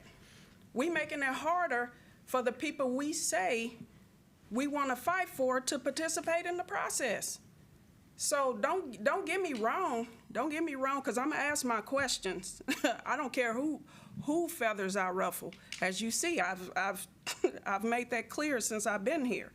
But what I'm simply saying is, this policy will live on long after me, you, and whoever else is gone off of this board. So are we trying to make it so hard for those who are coming on to participate in the process? This has nothing to do with answering questions, accountability. This has nothing to do with that. What I'm talking about is, I want whoever comes and sit in any of these seats to be able to participate and be able to spend time with their family and not have to worry about, oh man, I'm walking in the door, it's 3 o'clock in the morning, and I gotta turn around and get my kids up and go to school. I know each of us can speak on that. That's hard. And if I'm a person, maybe I have 2 jobs. Like, how can I do that? And I'm walking in the door at 2:30 and I got 2 jobs and still be able to function at my job and take care of my kids. What I'm saying is, don't make it so hard for those that are coming on to be able to participate in this process. I'm not talking about accountability, because I'm going to hold people accountable. What I'm talking about is having those who come on, not making it so hard for them to participate. That's what I'm talking about. Please don't confuse what I said, and I'm not fussing. This is just something I'm passionate about. Thank you. Thank you, trustees. Are there, Trustee Ashe? So I will say the things that I did say the other night. I do still have reservations about the shall and the may. And I think the reason that I sit here today is to say that even in the times where we didn't have shall in our policy, all of those things still ended up on the agenda and still came. And to me, that's the piece. And by restricting ourselves, we find ourselves in the world's thickest binder. We find ourselves in places, or a board finds themselves in a place where there isn't an option. And to me, that's where we come into our governance space, is as a group coming together and saying, here are the things I'm individually going to go in and ask those hard questions. I do not feel like I always have to ask the hard questions or have the difficult conversation on the dais. There's multiple ways to do that. And that sometimes that also is there's other ways to connect and allow other people to be a part of the process as well. So I am wanting to make this job tenable for the people that come behind us. I'm wanting to make it where I don't have to get texts on my phone during the meeting saying, I'm exhausted, y'all are not even on topic number 7, and I can't pay attention anymore, good night, let me know how it goes, even though I know that their important topic was getting ready to come up. So I think that there's absolutely 100%, it is our job to ask difficult questions, it is our job to hold people accountable, and I want to make sure that we can do those things, and I think we can, even having the word may. May doesn't mean it won't be on the agenda. It just means it's up for discussion, instead of being something that automatically goes on. Thank you. Trustee Singh, then Trustee Foster. So just to clarify, so it doesn't automatically go on. Once again, in fact, in our last governance meeting, I had brought up 2 agenda items. One was a discussion on the PPFT, and the other one was on, it was on an update on the CP&I and Equity Office. And I think through our discussion, we came to a conclusion of, hey, maybe we need to have a new option that's not necessarily at a board meeting, precisely for the reasons that my colleagues have just mentioned. They go too long, but they still would be great for a public discussion. So we're thinking maybe the board does like a community engagement kind of thing where it's live streamed or it's in person, and trustees who are interested in learning more about PPFT or who are interested in learning about, the cultural proficiency and inclusion work that we're doing, they can show up. They're not required to, which I think is great. And I would totally love for us to invent this new way for us to engage with the community. I'm not necessarily willing to sacrifice public discussion on things like police key performance indicators or the Stetson report, so I can, just to shorten, for the sake of shortening a meeting. Like, to me, like, I would say, like, well, maybe we would schedule those at another time, but it would still need to be public or whatever. But I think that's the beauty of having the governance committee still vet these, because I feel like when we talk in governance, it's not a hostile conversation when we're talking about, what to put on an agenda or where we want to put it. It's just a conversation, and I think we're all trying to do this in a way that's intentional and is causing the least harm. So, but at the same time, I have found that if it weren't for the shall thing in there, there's some stuff that would never come to light. The other thing I want to mention, that book, that binder, it's a good reminder of how late some of our meetings go. That meeting in particular, the June voting meeting, where there were no agenda items that were added by trustees. That was our budget approval meeting. And so that's why that was just a late meeting. Just so FYI, I just wanted to make that clear. There's been other meetings that have been late. Thank you. Trustee Foster? So I hear two main points, and I find both incredibly important and compelling. And I think we're failing at both, or have almost failed at both. I think our meetings are way too long. And I think we need to heed Trustee Anderson's call and figure out how to make a shift. But I don't think it's a policy shift. I think it's a cultural shift. It's about a commitment to figuring it out. So I actually don't think, so Trustee, you might be mad at me on this one, I don't think shall or may is going to get us there. So that's that piece. But at the same time, Trustee Anderson, I am 100%, I have been so glad that you've lifted this up and lifted it up over and over again, and I've been disappointed in myself and us that we haven't changed yet. And we haven't figured out how to make the change. Not that it's easy, but that's the thing about, we always talk about equity, equity, equity. This is something you say, Trustee Anderson. We always talk about equity, but here's the test of equity. When you hold up a mirror and put the equity lens on yourself and say, what do I want to keep doing that somebody's asking me to change? And are we going to change it? And we haven't committed to changing it yet. So we have to put ourselves, our own feet to the fire, or whatever the saying is, I think, to commit to figuring out how to introduce a new layer of efficiency or effectiveness to this process so that we don't go on into the evening. But here's the other side, and now I'm going to sound nerdy, all professory. We're not the first people to talk about tyranny of the majority and a lack of access to things getting on to an agenda. So de Tocqueville's talking, he wrote Democracy in America in 1835, saying, y'all Americans, you should read Democracy in America. He's like, you Americans are trippy. Look at the way you do all your stuff.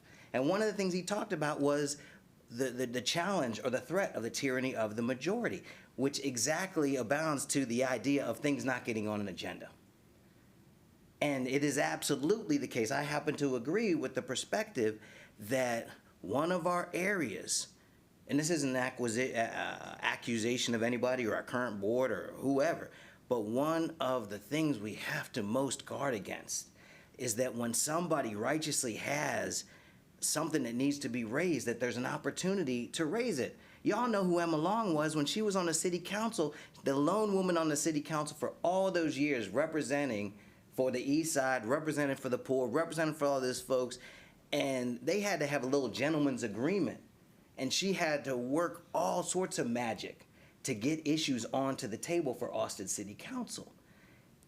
It shouldn't take magic and alchemy and brilliance for our most important issues to come up. So here's where I lean towards, we need to, wherever we can, protect the ensuring that things get on to the agenda. So somehow, so I guess with Trustee Anderson's, I like one of the amendments, and the other amendment, so I like the inclusion of the student outcomes piece, and then the shall or may, I lean towards the shall. But in either regard, the call I hear is that we got to be better on both. So that's kind of where I am on this. And I am not lost on the irony that us having to have this discussion, because we haven't figured this out, is contributing to us being here. But I haven't been smart enough to figure out a better way to get there yet. But I am committed to us having shorter meetings. And not just selfishly, but it is for the greater good.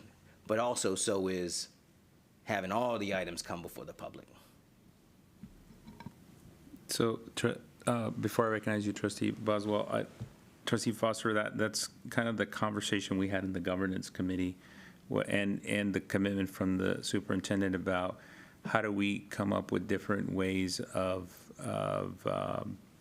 what's the right word, integrating community engagement into the process without making our meetings go longer, and finding other opportunities to see how we might show that action in a different way. Or I should say, in addition to the ways that we're already doing it, so that we can get our work done and allow this other community engagement piece. And I think that to me is the biggest takeaway from our governance meeting, was that iterative discussion that we're going to have. We're going to generate that. And part of the discussion was, well, should we have that in one of our board information meetings, or should we do that in the retreat? Because it might be one of the topics for the retreat. So I think we're going to see if the administration can find some best practices around there. And frankly, for all of us, if we know of other best practices, we should share those with administration so we can have a good dialogue discussion in retreat. Trustee Ball? Yes, thank you. First, I want to say, Trustee Foster, thank you for talking about the importance of making room for minority voice far more eloquently, historically, and professorially than I was planning to do. So thank you for taking care of that for me, way better than I would have taken care of it for myself. Second thing is, I do support the amendment about the student achievement data. I'm good with that, and I do feel like with many steps and safety valves, having a place for that to land is important. That 3 voices represents a significant part of our community. That the interests of the administration and the board are not always perfectly aligned. That the interests of the community and the board are not always going to, the goals and the focus of the community and the board isn't always going to perfectly align, and that we do need to make room for that. And talking about, President Rodriguez, your point to having other outlets for conversation, there was something that we tested and tried when we were first, very long ago, talking about this policy that someone in the communications department very cleverly named Sounding Board, that was a public-facing conversation about something of importance to our community. And I would propose an amendment in this policy to make room for that when we're talking about the language here, a recommendation for another means of addressing the issue. And the list that we have provided in the policy, small group, written response, and or one-on-one conversations. Sometimes the public-facing nature is the point, but it doesn't have to be in a board meeting. Maybe adding a 4th option in writing there, which gives us yet another outlet, yet another off-ramp before we put it on the agenda, and still keeping shall for 3 if after all of those options, 3 people still want it. So let me just, a point of clarification for governance purposes. One, the amendment around adding the language around outcomes was accepted by the author of the motion, so that's already in. So there's no need to, like, you can say that you're supportive of it, but it's already in there. I think the second one is the motion to change shall to may is on the floor right now, and we're in discussion around that. I think once that vote happens, if you'd like to make a friendly amendment that the author would take around the 4th item, and if they don't, then you can make a motion to it, and then we'll get to the final vote. And I think one of the things, Trustee, just to point out, this is about our actions more than it is about the policy itself. This is what's the right word, Arthur?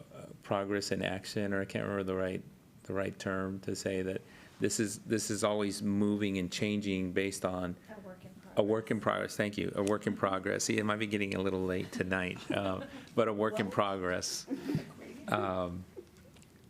So that's where we are. And so any other comments on the motion to change from shall to may?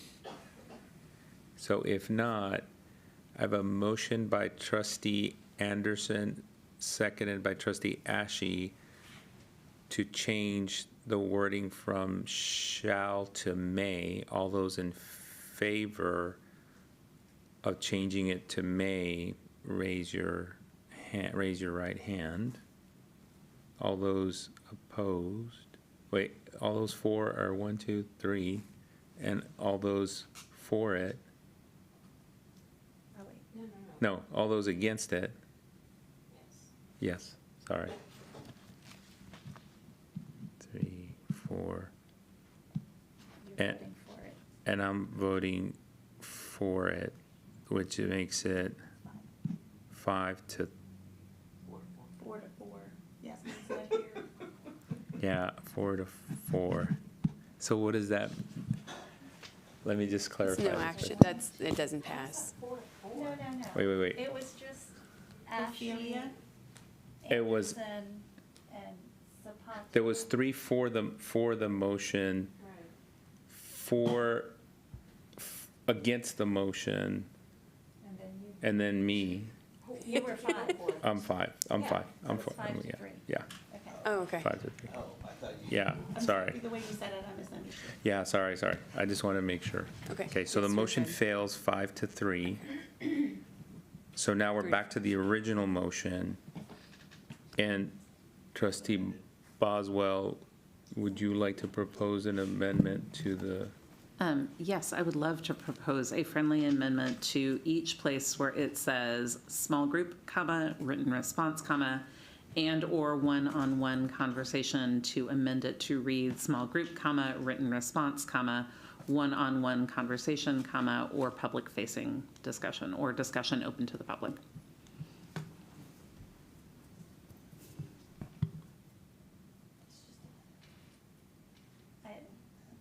Yeah, sorry, trustee Singh. I'm good with that.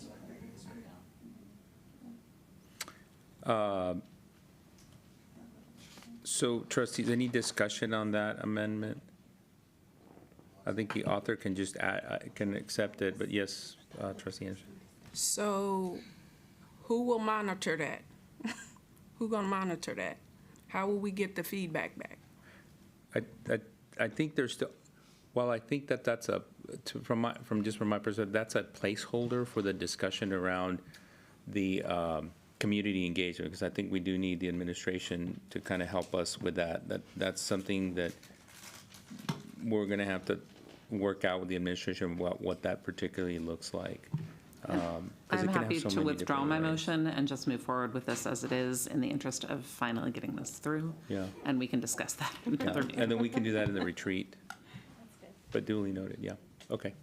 All right, so having a motion by trustee Singh and a second by trustee Zapata to approve agenda item 14.1 as amended with the friendly amendment. All those in favor, please raise your right hand. 1, 2, 3, 4, 5. All those against? So the motion passes 5 to 3. You're against the motion, right? Yeah, but I had seconded, it doesn't matter. No, right? I'm looking at our It council. doesn't matter. If your vote can still be against it, yeah. Yeah. Yeah, I'm not sure if you heard what trustee Foster said, and our council said the same thing. You can second a motion to bring it up for discussion, but doesn't mean you have to vote. You vote, doesn't, just because you second it, doesn't mean you have to vote for it. So you're good. We will now move to items for separate vote. Trustee Singh, do we have a motion to approve item 15.1? Yes. I'm sorry? Because we don't have a.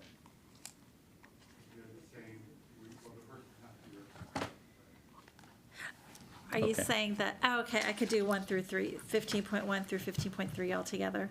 Okay. Yes. Great. So yes, I move we approve item 15.1 approval of an easement at Blazier Elementary School to provide access for Austin Energy. 15.2, City of Austin Victory Tutorial Program Contract. And 15.3, the 2022-23 interlocal agreement with the City of Austin for Community School Coordinator Program. Is there a second? Second.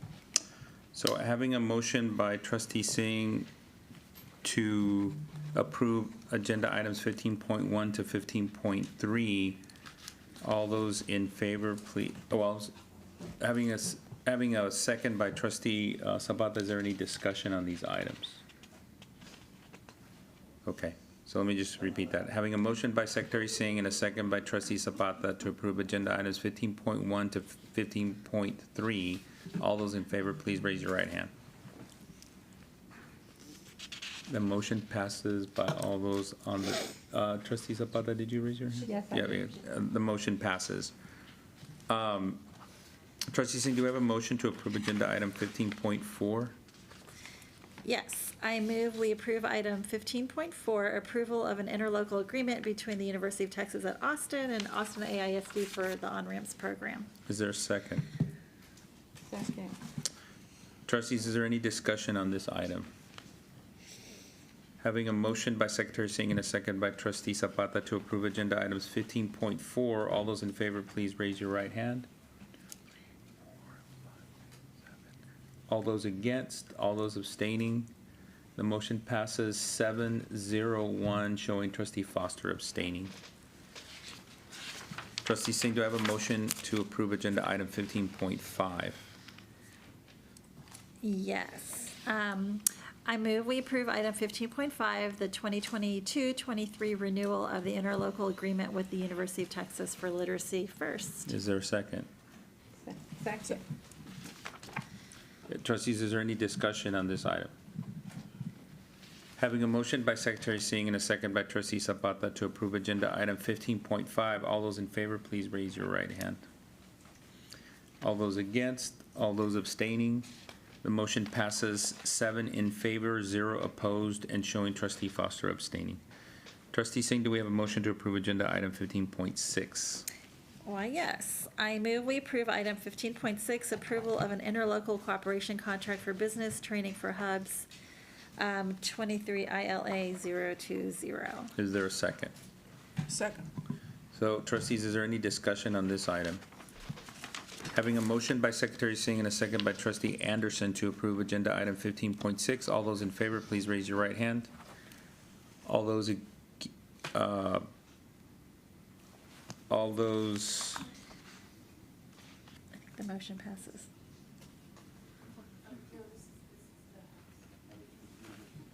Oh, that's with UT? so let me just do that one more time. Having a motion by Secretary Singh and a second by trustee Anderson to approve agenda item 15.6, all those in favor, please raise your right hand.